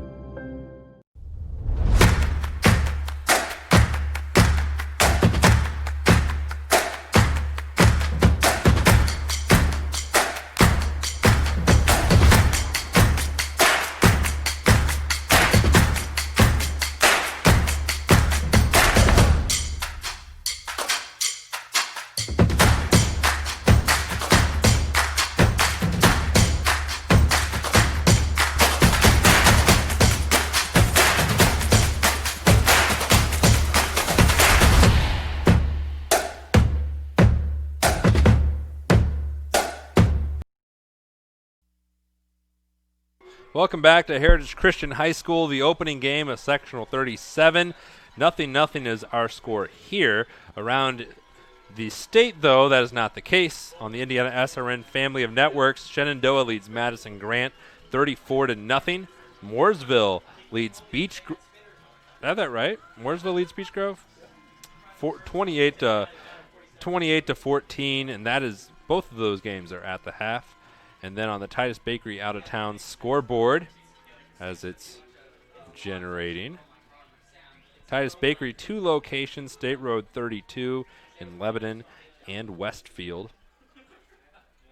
where donuts are made the old-fashioned way since 1980. Mishawaka leads Hobart 14-7. Tecumseh leads North Davies 13-7. Scecina leads Centerville 21-2. Sheridan over Tri-Central 27-7. Marion leads Pendleton Heights 20-14. Evansville, but in the Battle of Evansville, Central leads Wright 7-0. Northeastern and Winchester tied at 8. Columbus East 17. New Albany 3. Providence 57. Switzerland County 0. Zionsville leads Muncie Central 35-0. Indianapolis Lutheran leads South Decatur 35-0 as well. Blackford leads Northwestern 34-0. South Adams and Churubusco are tied at 7, and we already said that one. Maconaquah leads Glenn 21-13. Bill, when I look at this game so far, it's just turnovers. It feels like whoever comes up short in this game is just going to rue this opportunity because both teams have had chances at it. You're right. Both of them have had chances. And, the one thing that hurt Eastern Hancock in the first game, fumbles. Tonight they have in the first half they have had 5 turnovers, 3 of them interceptions, 2 of them lost by fumbles. But then on the other side for Heritage Christian, they've had 2 turnovers also, 1 interception, and 1 fumble. So, a total of 7 turnovers by both teams. Both teams also, Jonathan, have each run 6 play, or they've had 6 drives and have come up short because both teams at different times have had the ball within the red zone area. That's from the 20 on in, and have not been able to punch it in. So I'm thinking now in the second half, whoever has the ball last may have a chance to win this game. Let's go down to the field. Chris Simmons, how's it going? Thank you, guys. I'm down here on the field with Spencer Elliott, Theater Director here at Heritage Christian. Thanks for coming out here on a cold, rainy night. Just here to promote your show. Got a couple questions for you. First off, real quick, what's the name of the show that you are directing? It's Thoroughly Modern Millie. It's set in the Roaring 20s, jazz age in New York City. As the main character, Millie, is trying to find her way in life. Fantastic. And why did you pick this particular show? Well, it's entertaining, but, we're an educational department, and I'm all about raising the bar of what my students are doing, and this show throws a lot of challenges our way. So, fantastic, thank you. What challenges have you had already? Well, it's technical. We have to design and build the set from the ground up. It's a dance-heavy show that requires a lot of skills that our students don't have yet, and thematically, it's difficult as well. There's a lot of character development that's really important. That students have to be purposeful and think through how they're handling these tough characters. All right, and last but not least, when is the show and how can people get tickets? Most important part, November 1st through 3rd, and they can get it at heritagechristian.net, and tickets are $10 if you buy them early, $12 at the door. Fantastic. Thanks for joining me, Spencer. Thanks. Back up to you guys. Thank you, Chris, and Thoroughly Modern Millie to the Thoroughly Modern post game with a thoroughly outdated score. 0-0 going into the second half. The opening kickoff, the Royals, they've been the best offensive team so far this evening.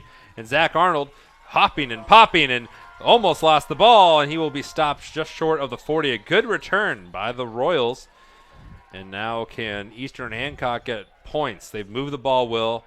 They've moved the ball well, Bill. Right. But they haven't been able to score anything yet. And one of the big keys and one of the big reasons why are the 3 interceptions from Houston Swan. Yeah, just ill-advised throws by Swan.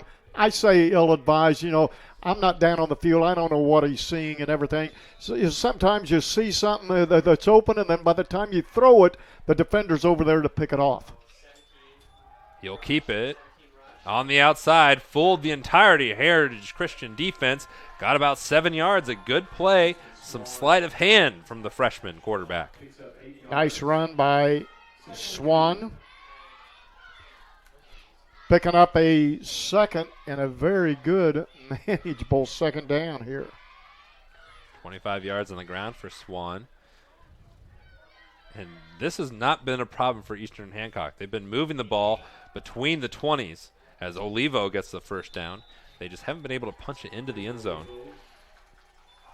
And I'm sure maybe, the coaches, Coach Armstrong from Eastern Hancock, making the necessary adjustments. And I know a lot of people say you can't make adjustments at halftime. Well, you got to a little bit to, if you want to stay in the ball game. And right now they're staying in the ball game. And running well, Olivo, another first down, just short of the 35. And the chains move again. So here we go, Jonathan. They're moving the ball methodically downfield. Now's the time. When you get into that red zone, you got to finish. They haven't yet. Every time they've got down there, they've turned it over. Olivo, swarm this time. Ethan Bishop was there. Getting him around the ankles was big number 60 for Heritage Christian. So it'll coming on to second and about 10. Got a little bit.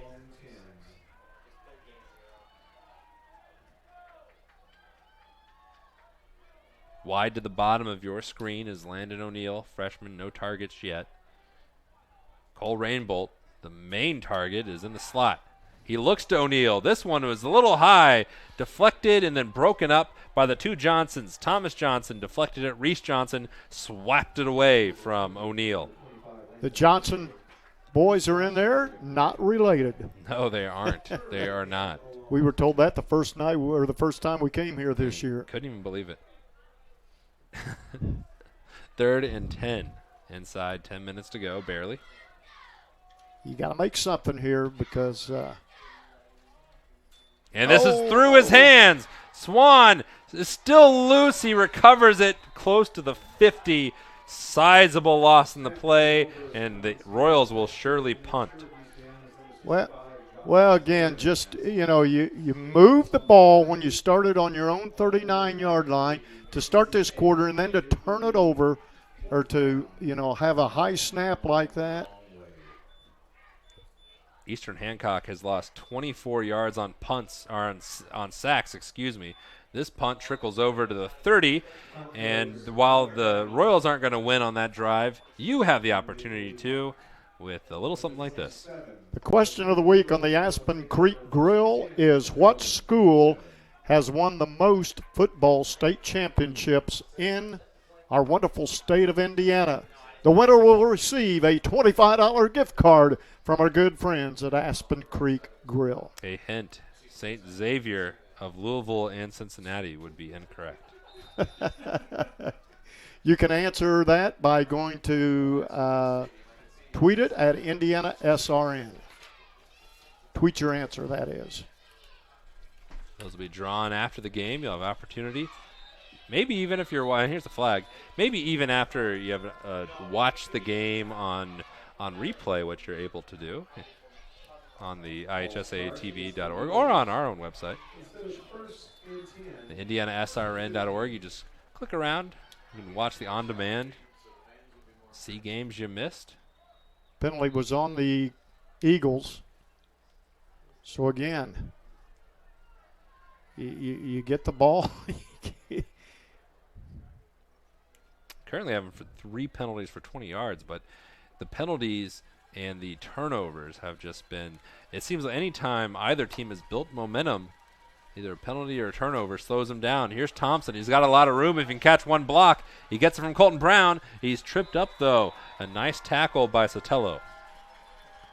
Again, that jet sweep ran by Thompson, and Sotelo was able to stop him. Caden Sotelo has been having a very active game. Has been very productive from the cornerback spot, especially against the run.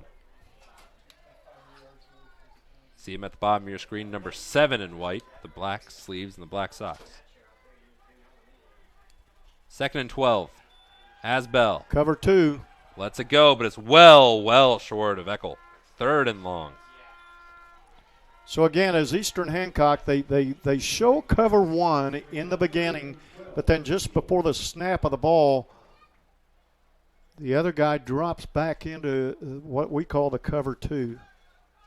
And on that throw, Asbell he didn't have his feet set. He didn't. It who didn't have a good plant to throw that ball from. You see him now coming back into the huddle to deliver a 3rd and long play.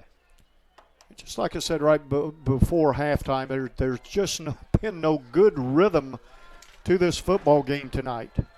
Eccles wide to the bottom. They go to Thompson, but overthrew him. Sotelo thought he had a shot at an interception, but it was even high for him. Nothing doing on this first series of the second half for the Eagles. And they're going to punt it back to a Royals team that's been threatening all night long. Well, the Eagles, 3 plays and out on their first drive of the second half. The Royals took 6 plays before they punted. So Asher King will be back to punt for Heritage Christian, a 41.2-yard average on the season. Cole Rainbolt back to return for the Royals. And this is a good kick by King.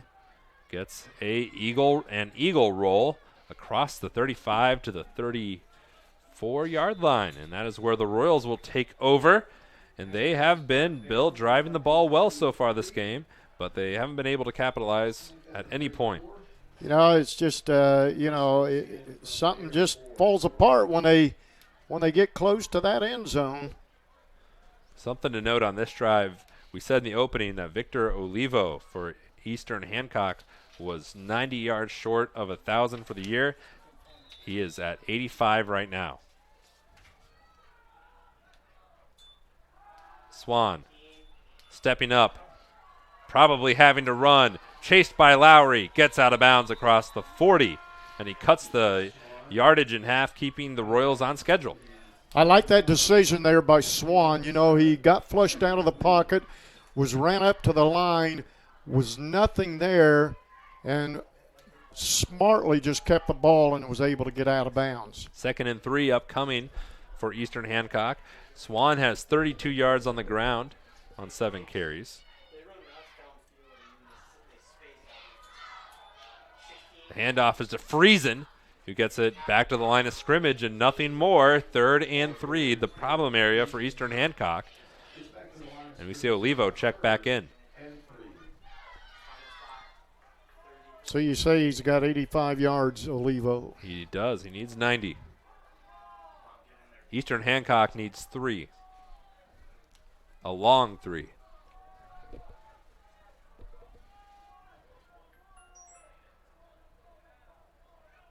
Double wide on either side. It's Olivo, and he has 1,000 and a first down for the Royals. Carries the ball out to about the 48-yard line. That's enough yardage for Royals. So Victor Olivo has gone over 1,000 yards for the Eastern Hancock Royals. Congratulations, young man. Currently at 1,002. Can't go backwards here, Victor. 1st and 10.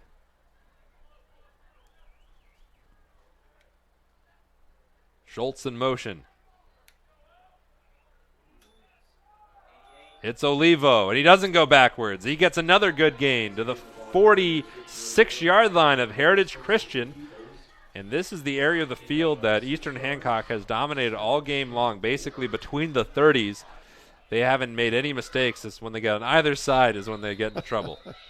And we got a timeout on the officials. So let's us have a little opportunity. Look at the college games going on around the state and nation. The big ones coming up. Number 4 Notre Dame is off this week, but the other Indiana schools are on. Ball State looks to go to 500. They're 3-4, welcoming in 3-4 Eastern Michigan. The Eastern Michigan's favored by 3. Indiana looks to stay above 500, welcoming in a reeling number 18 Penn State. Both teams have 4 wins. Purdue at 3-3 welcomes the number 2 team in the land, the Ohio State Buckeyes, to Ross-Ade Stadium tomorrow at 7:30 on ABC. IU plays at 3:30 on ABC. Ball State does not play on ABC. Read about that one in the paper. Cavaletto was taken off the field. Here's Olivo. Oh, man, he got taken off the field by Eddie Leverage. Sophomore laying the boom on the junior running back. Leverage? Laid some leverage on Victor Olivo. Oh, man. He had all the leverage in that situation. Other puns. Number 6, Michigan visits Michigan State. Spartans are number 24. That's on noon at Fox. There's a lot of good games. Number 22, Mississippi State visits number 5, LSU. Here is Swan looking for a throw, gets a flag on the play, but he does complete it to Rainbolt. Currently a first down. We'll see what the penalty is about. I hate to say it, but I think maybe they had an ineligible man downfield again on Eastern Hancock. Maybe a record for sectional quarterfinals. It would be the third ineligible, and it is. One last college game, Bill. Battle of Undefeateds. Number 16, NC State at 5-0 visits 6-0, number 3, Clemson at 3:30. I said a lot of good games. This one's been good, though no one's been able to score. Two defenses, both not wanting to, obviously not wanting to or ceding anything. They've showed up tonight. And again, Eastern Hancock was on the move, and Swan, pressured, takes off, gets to the 45. Guess who was chasing him down there? Ethan Lowry. He's persistent. Ethan Lowry for. So it's a 4th and long 2. Lowry is coming from his inside linebacker spot to chase down Swan. So Eastern Hancock, they're going to go for it. Again, they are risk takers. They go for it on 4th a lot. Could you do a hard count? They've done it successfully so far this game. Swan, Olivo, tripped up in the backfield. Peyton Brown. And a turnover on downs for Eastern Hancock. Their 5th turnover of the game. So with that, that's our first turnover on downs tonight. These two teams have turned it over every which way you could turn it over.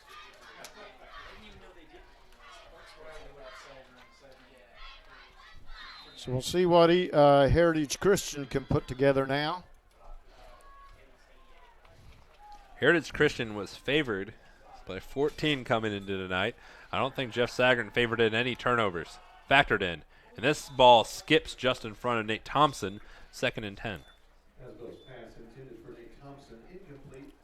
So with that turnover on downs on Eastern Hancock, like you said, that was their 6th turnover of the night. Again, last time these two teams met, it was the fumbles that didn't fare well with Eastern Hancock. Tonight, it's the turnover battle. It's 6 turnovers, 6 fumbles last time these two teams played. This snap was bobbled into the hands of Colton Brown, who this is going to look pretty good. He's to the outside, a lot of running room to the 30, and brought down from behind at the 21. Well, that could have been disastrous because, like Jonathan said, that hike, the snap, and Asbell bobbled it, was able to get it to Brown, and he almost got stopped at the line, was able to make a little twist and bounce it outside and pick up a big first down. That is Colton Brown's 3rd rush of the game for over 20 yards. He has 85 on 10 carries. That'll improve his average. It's 5.9 coming into tonight, 8.5 right now. Nate Thompson, they fake giving it to him. And Asbell will force the pile forward, gain of about 4. Here's the replay. Bobbled snap, and it all turns up roses for the Eagles. There's the key play. Got a nice little block there by Thompson. Making Olivo. Olivo tried to cut inside, didn't stay to the outside, lost contain. And the Eagles are threatening just outside the red zone with 4:20 to go here in the 3rd. Thompson in motion. Asbell firing. High for Eckel. Again.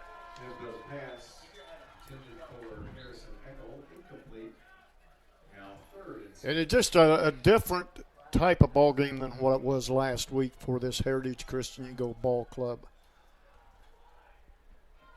Rain currently not a factor, though it has been intermittently tonight. The wind is blowing into Asbell's face from this direction. 3rd and 6. 5th play of the drive coming up here. Thompson in motion. The handoff to Colton Brown. A big gaping hole on that side of the field. Cutting inside. Down at the 1. Colton Brown with the carry. Nice cut back by Colton Brown. And able to keep it in the center of the field. About the 2-yard line. He's going to be on the 2-yard line for the Eagles. So let's see if they can punch it in here. He might be a little closer. Either the 1 or the 2. The Eagles are in business. Brown is now over 100 for the game. Looking at 104. The Eagles could use 105. Eccles at the top. Thompson's with them, though they like to move number 8. Bishop's at the bottom. It's not Asbell. It's Peyton Brown's going to keep it and score. The deadlock has been broken. Peyton Brown, not Colton, scores 6-0 Heritage Christian. Peyton Brown went with the Wildcat on that. And Peyton Brown took it in 2 yards out for the TD. That is Peyton Brown's second touchdown of the year.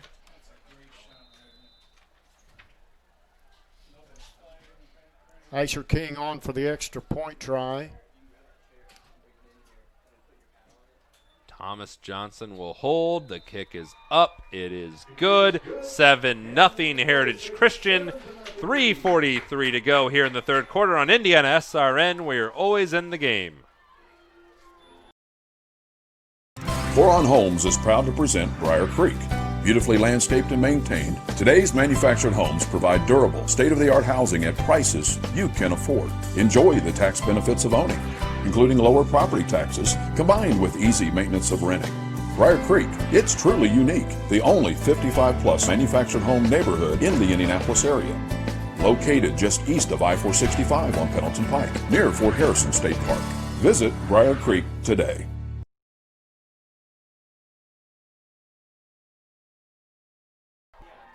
Welcome back to Heritage Christian High School, and the score has finally changed for the first time tonight.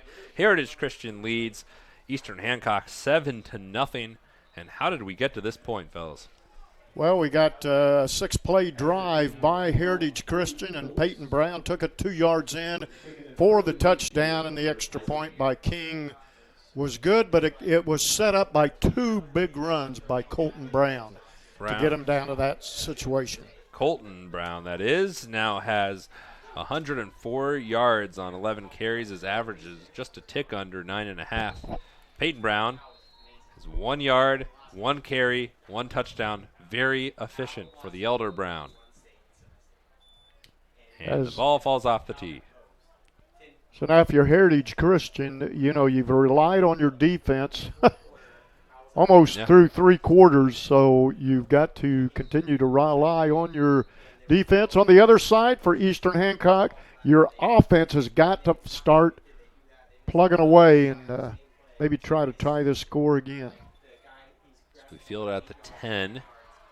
Eastern Hancock gets it across the 25, and that's where they will start at about the 26, 27-yard line.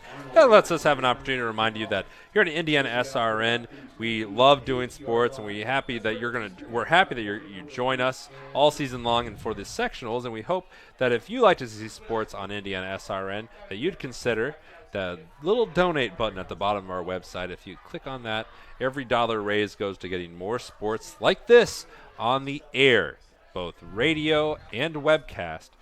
On behalf of Indiana SRN, we thank you for your prayerful consideration. Indiana SRN, where you're always in the game. Rainbolt in motion. Olivo will have it up the middle and is smacked down, but he gets a decent game, about 3 yards.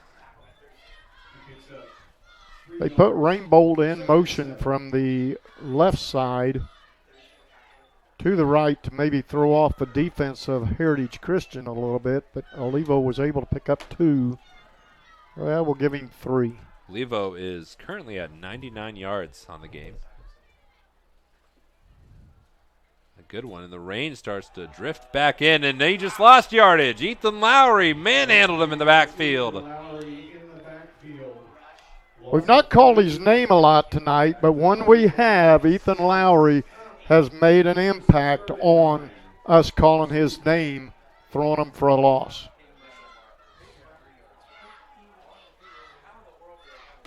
So 3rd and 9 for Eastern Hancock. And now in a unique position tonight, the Royals needing to respond. And they haven't gotten to yet. The blitz breaks free. The pass is caught short of the first down. That was Landon O'Neill reeling it in, but he's well short. And out comes the punting unit and Blaze Sarber.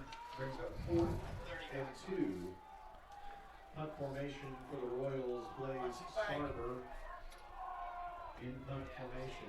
Just want to clarify something in case it's the first time you're watching. And this is the up back, and he's not going to get it. Heritage Christian in great field position now. Wow, they tried the fake punt, but like Jonathan said, the H-back guy took it, and they were able to stop him. Another turnover on downs. 7th turnover of the game for Eastern Hancock. They're really dangerously close to the 8 they turned it over last time against Heritage Christian. It was the first time these two teams had ever met was earlier this year on September 7th. The Eagles dominated that game 33-6. They're looking to get up what almost would feel like a decisive 2-touchdown lead at this point in this game. And lots of movement and flags come flying from everywhere. It's going to be a false start on the Eagles. So that'll back them up 5. That is the 6th penalty against Heritage Christian. 48 yards they've given up via the yellow hanky. But all in all, it's been a pretty clean game being played out here tonight. Not that many devastating penalties. 10 penalties between the two teams. 1st and 15. On the draw, Colton Brown, far sideline, up the middle. Flag comes flying in as he gets it across the 25. Colton Brown takes the ball down to the 25, but there is Probably going to be a hold on Heritage. So that will negate a big run again by Colton Brown. They're still moving backwards. holding against the Eagles. That will move us back quite a ways. It's still first down. PA announcer is described as moving back quite a ways. Now a long way to go. Into the H. First and a long distance.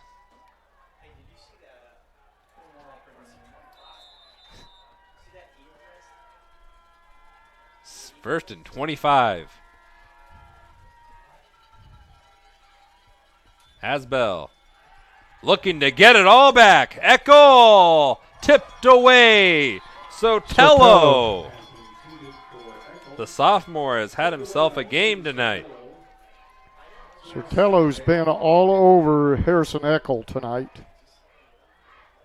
Eckel has been targeted by Asbell 7 times for 2 catches. One of those was an interception. So the winner of this game next week will get the winner of the Centerville-Cecina ball game. And Cecina has been winning. We'll check this Titus Bakery out-of-town scoreboard in a little bit. But there's still a lot of time left in this one.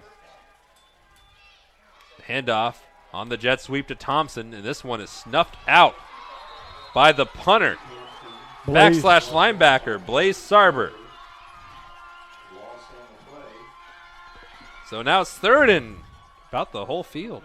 Blaze Sarber is one of the seniors on this ball club, 6'1", 180, and he doesn't want to go out on a night like this.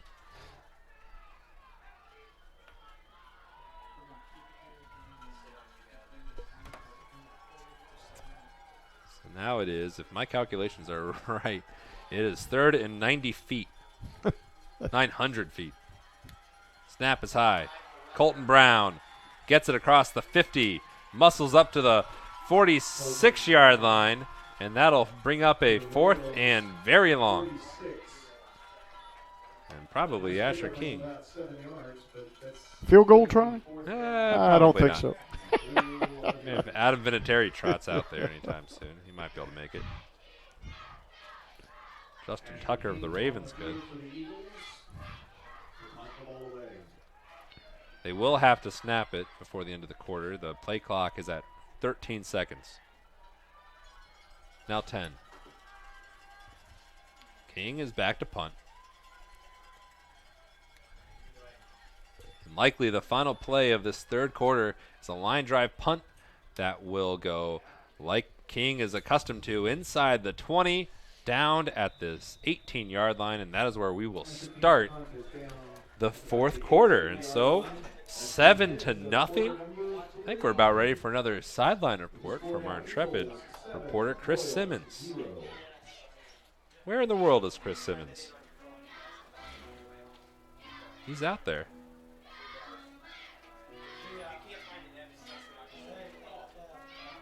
Kind of like Where's Waldo? Yeah, it is kind of maybe? like Where's Waldo.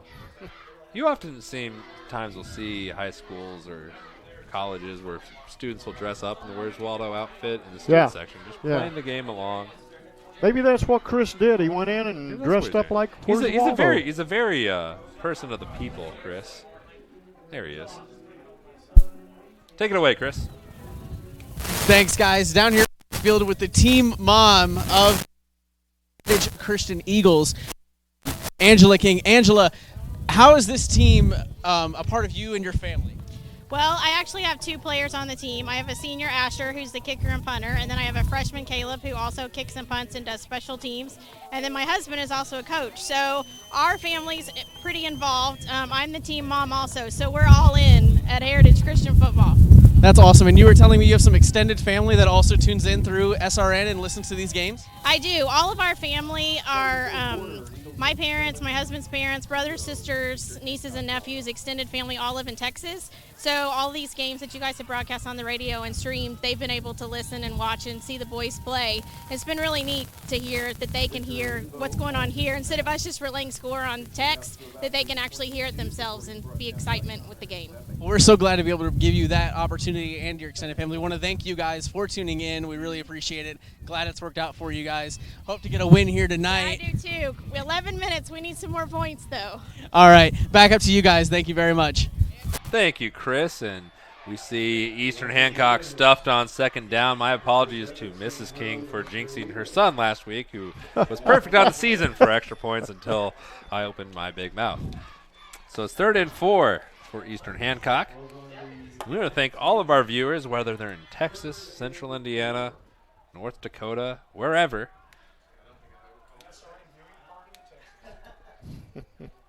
Big shout out to especially the King viewing party down in the Lone Star State. Swan has running room, but he cuts back and is short. You know, he ran the wrong way. I mean, he went to the side, but you got to know when to cut that ball back upfield. Now it's going to bring up 4th and 2 maybe. You know, he did a lot right before he did something wrong in that play, and it did bring him 2 yards short. They attempted a fake punt last 4th down. It did not go well. Oh, This one is tipped straight up. The infield fly roll, and it's going to get a Heritage Christian roll. Down at about the 27-yard line. What happened? Well, Bill, that was your punting tenure, was it? Yeah, that was like me punting out there. God bless him. All right, well, 1st and 10 for Heritage Christian in tremendous field position. 4th quarter. It's been interesting. The Royals came out of the gate of this game in the first half. Right. So strong on offense, but their momentum has been slowed. So if a touchdown here, a score of any kind, would feel gigantic for the Eagles. Thompson in motion. They give it to Colton Brown. Cuts inside, goes up the middle, and gets a nice gain on 1st down. You know, that run by Colton, and like Jonathan said, he started to bounce it upside or bounce it outside, found a little seam up the middle and cut it back and was able to pick up 5 on the play. 116 yards for Colton Brown, 13 carries. That's an 8.9-yard average. 2nd and 5. Thomas Johnson joins the offensive line as a tight end. The draw. Why not? Colton Brown this time is corralled, though, by 3 Royals. Gabe Lawler, a senior, was the lead tackler on the play. 3rd down for Heritage Christian. So Lawler and Saber, 2 of the seniors on this ball club, don't want their careers to end like this. So both teams have had plenty of opportunities. Harrison Eckel is wide to the top of your screen. Number 1. Asbell, number 2. Looks left. Throws left towards the end zone. Thomas Johnson broken up. An incomplete 4th down. Breaking that up was Connor Schultz for Eastern Hancock. So great coverage there by Schultz. And Coach Ray's keeping the offense on the field. 4th and 3. Got a gift with a subpar punt. Now being aggressive, going for the win. And maybe the knockout with just under 9 minutes to go. Thompson in motion. False start on somebody. It is offsides. Yep.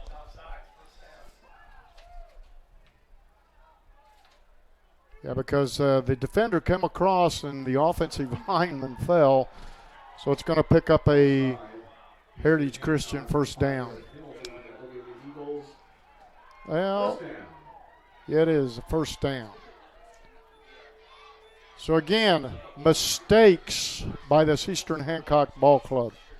That was their 5th penalty for the Royals. 30 yards. That was a big 5, though.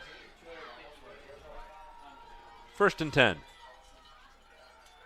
Colton Brown looking for the edge. Cut down by Blaze Sarber. That senior can move. He threw him for a loss on the play. A short 1 yard that time.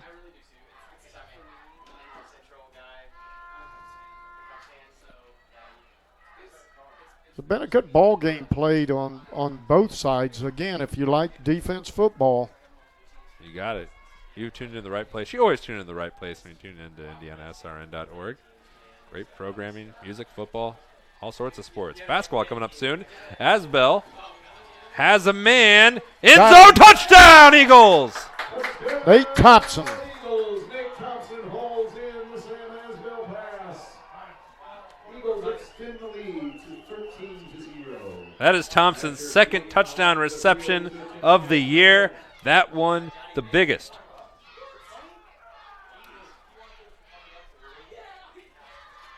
Here comes Asher King.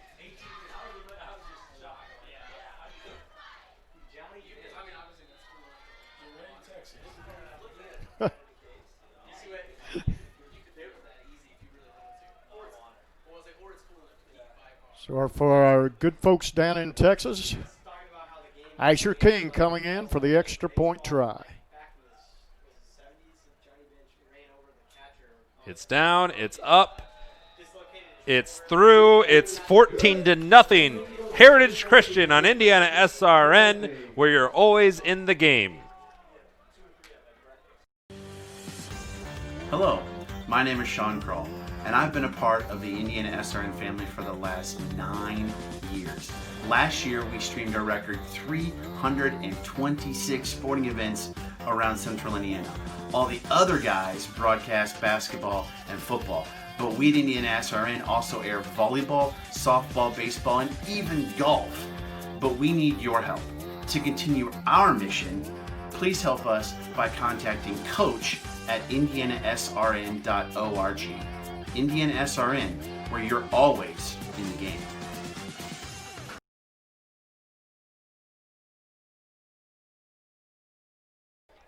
Welcome back to the Sectional 34 quarterfinal matchup. Heritage Christian leads Eastern Hancock 14-0 here at Heritage Christian High School. The Eagles' offense lay dormant for the entirety of the game, but they've responded as of late, getting 2 late scores. 2-touchdown lead. And the Eastern Hancock Royals, who had the best offense all game long, they're in desperately need of something positive now. This kick restarting the game will be fielded in the end zone, and they will start over the 20. Start on their own 20-yard line. And here's what you missed. Asbell, 20 yards out. There's Nate Thompson. Asbell now 5 of 17 for 64 yards and the 1 score.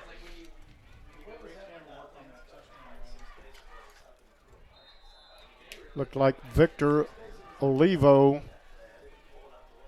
was the defender on Thompson. Kept by Swan, mistake, swarmed down by Ethan Lowry.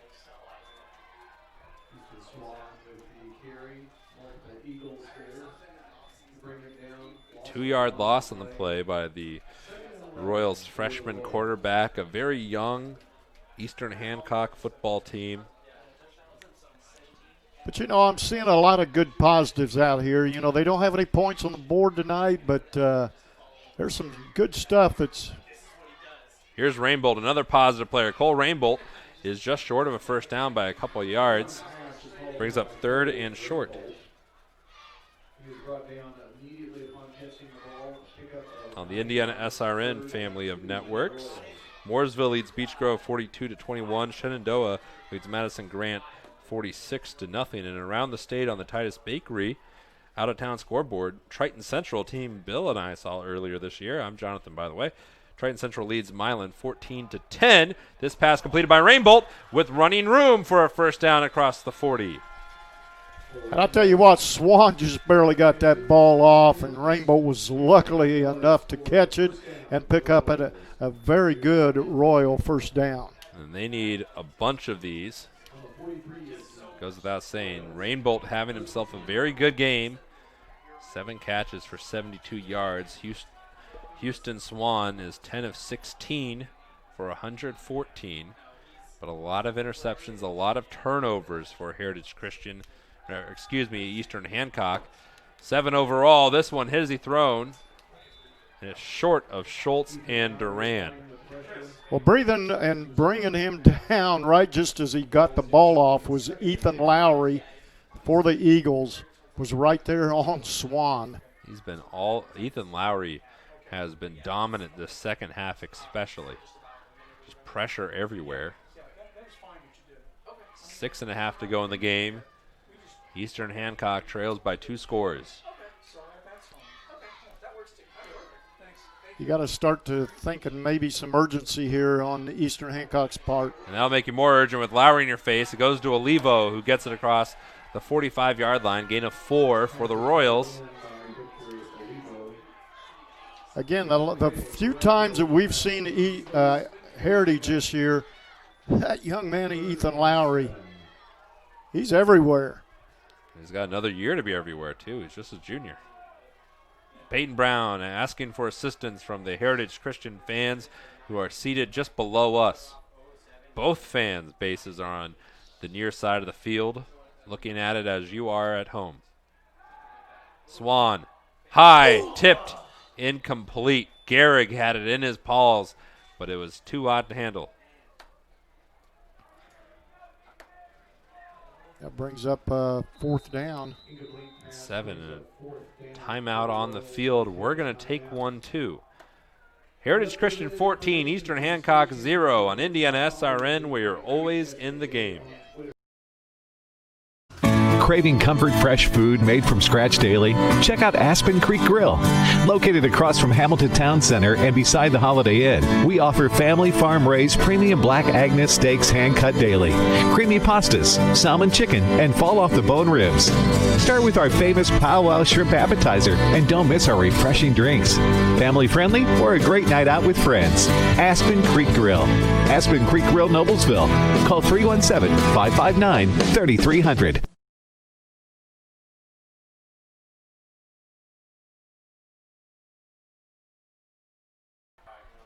Welcome back to Heritage Christian High School. And speaking of Aspen Creek Grill, if you want to win a gift card, All you have to do is answer the question of the week, and it is, what school has won the most football state championships in Indiana? You can tweet it at Indiana SRN. The winner will receive a $25 gift card from our good friends at Aspen Creek Grill. Notre Dame. 4th and 7.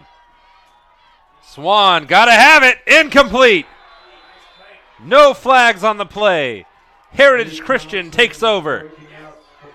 Pass was intended for Arnold. And it's another turnover on downs by Eastern Hancock. And Eastern Hancock has matched their dubious mark of 8 turnovers that they set against Heritage Christian the last time they played a month ago. 5:44. The way this game feels is, Bill, that Heritage Christian just needs a couple first downs. Yeah. It might be out of reach. They've got it with Colton Brown. Wingback formation. To Thompson. Thomas Johnson. Great game down the sideline. Couldn't get the name right, but we did eventually, and he, meanwhile, gets it across the 20-yard line. Thomas Johnson. So that gets him within the striking distance of the goal line again, inside the red zone. Ball on the 18. Clock running again. Inside 5.5 to go in this sectional 37 quarterfinal. So again, just the turnovers and the mistakes by this young Eastern Hancock ball club. 5:10 to go. On the run. Piercing across the 15-yard line to about the 14. It'll be marked at the 15.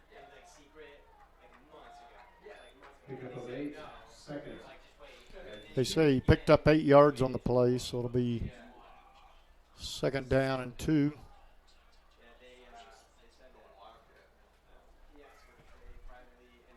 Couple looks at the Wildcat formation for Heritage Christian tonight.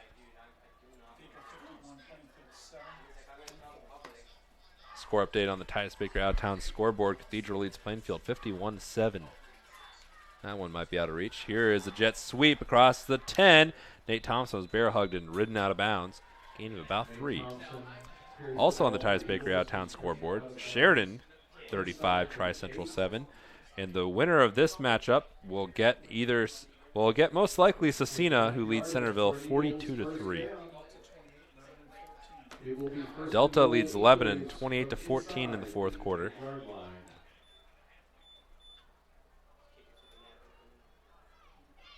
Zionsville leads Muncie Central 52-0. Titus Bakery, 2 locations, State Road 32 and Lebanon Westfield, where donuts have been made the old-fashioned way since 1980. In motion is Colton Brown. Peyton will keep it, gets it to the 5-yard line, and surges forward on the second effort to about the 3, depending on where the referees will finally blow their whistle and mark the ball. I think he's at the 2. Peyton Brown, when he took that ball, he got met by Brady Stevens, and he just went right by Stevens. Ball's right at the 3. Inside 4 minutes to go in this one. Beginning to feel secure for Heritage Christian.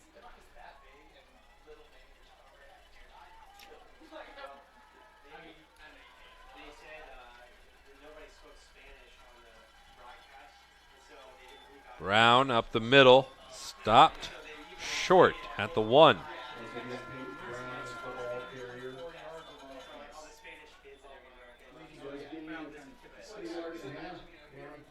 Monrovia leads Brown County 56-6. They have over 500 yards of total offense in that game. My goodness.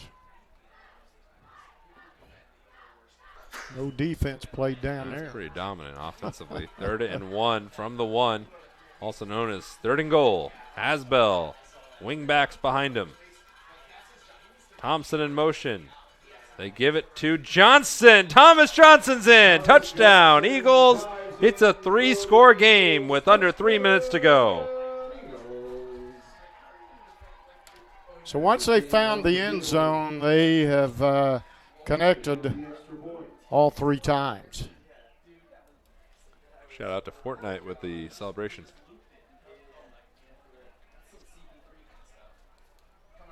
Asher King comes on for the extra point. He is 27-28 on the season. 2 of 2 tonight.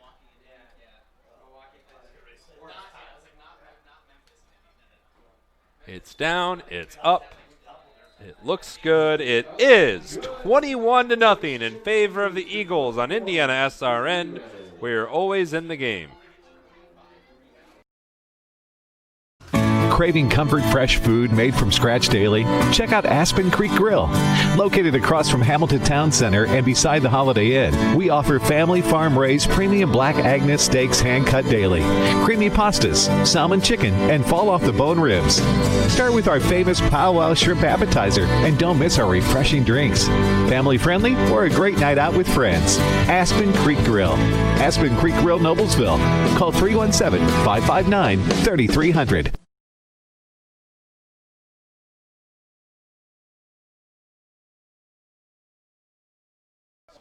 Welcome back to Heritage Christian High School, where everything is going the Eagles' way. 21-0 over Eastern Hancock in a game that was much more competitive than the score indicates. But Heritage Christian has been driving away. Bill Ludlow, after this, let's get a little. What happened that last drive? They did 6 plays, and Thomas Johnson ran it in for a 3-yard TD run. Here's Asher King sending this ball down the field. Another great kick by him into the end zone for another touchback. At the end of the first quarter, the Milwaukee Bucks lead the Indiana Pacers 30-25. Here's the touchdown. Thomas Johnson. He got hit by one defender from Eastern Hancock, and then he just kind of launched into the end zone for the touchdown. So Eastern Hancock will now take over in a game that they're going to look back on with some regret, one would feel. Far too many turnovers, far too many missed opportunities, mostly in the first half. Swan, a pitch out to Schultz, who gets it across the 1T to about the 24-yard line, 23. Inside, about coming on to 2.5 minutes left in the game.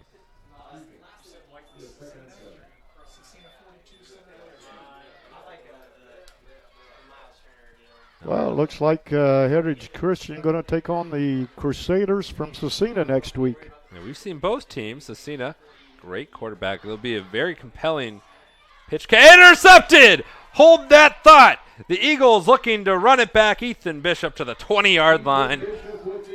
And 9 turnovers on the game for the Royals. Unfortunately for Eastern Hancock, a fitting way for this one to end.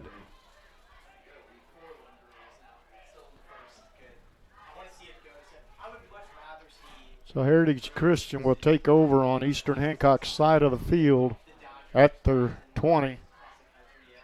The Swans' 4th interception thrown.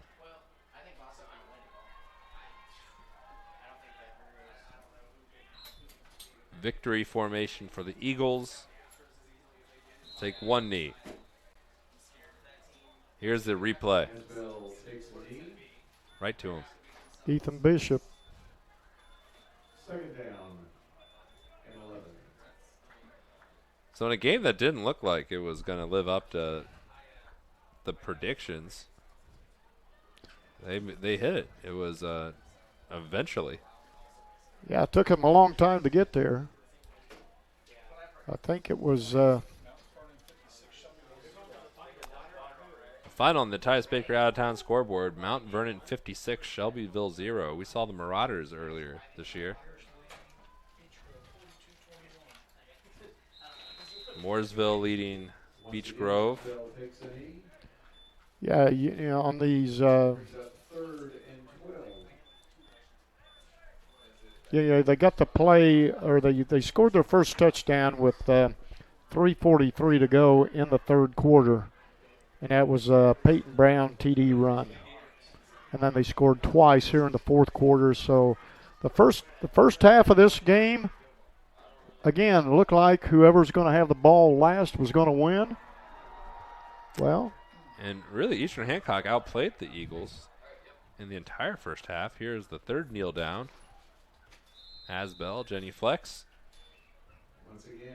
I think they might have to run a play. They'll have to run a fourth down play. This might be ideal time for the old-fashioned run around and throw it. It's like we used to do back in the old days in the backyard. You know, just run around till you.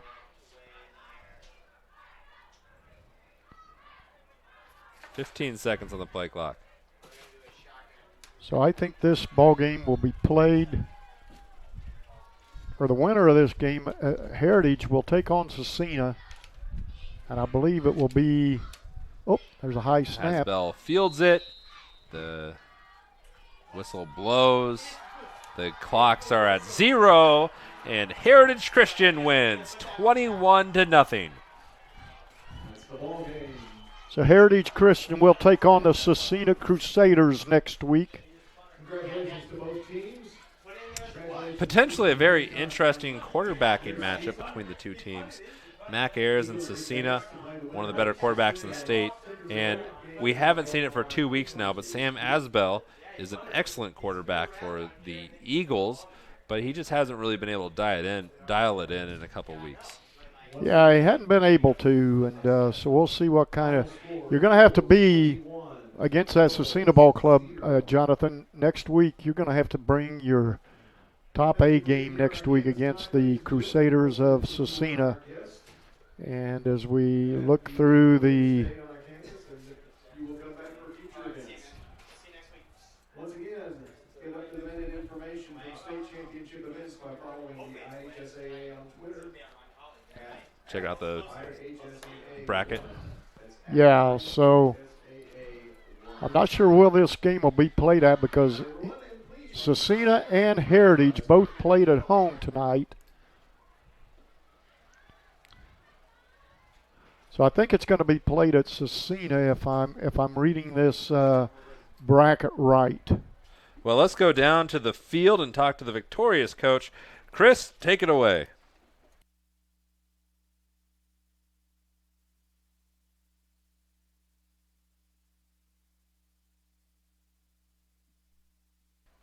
Now take it away.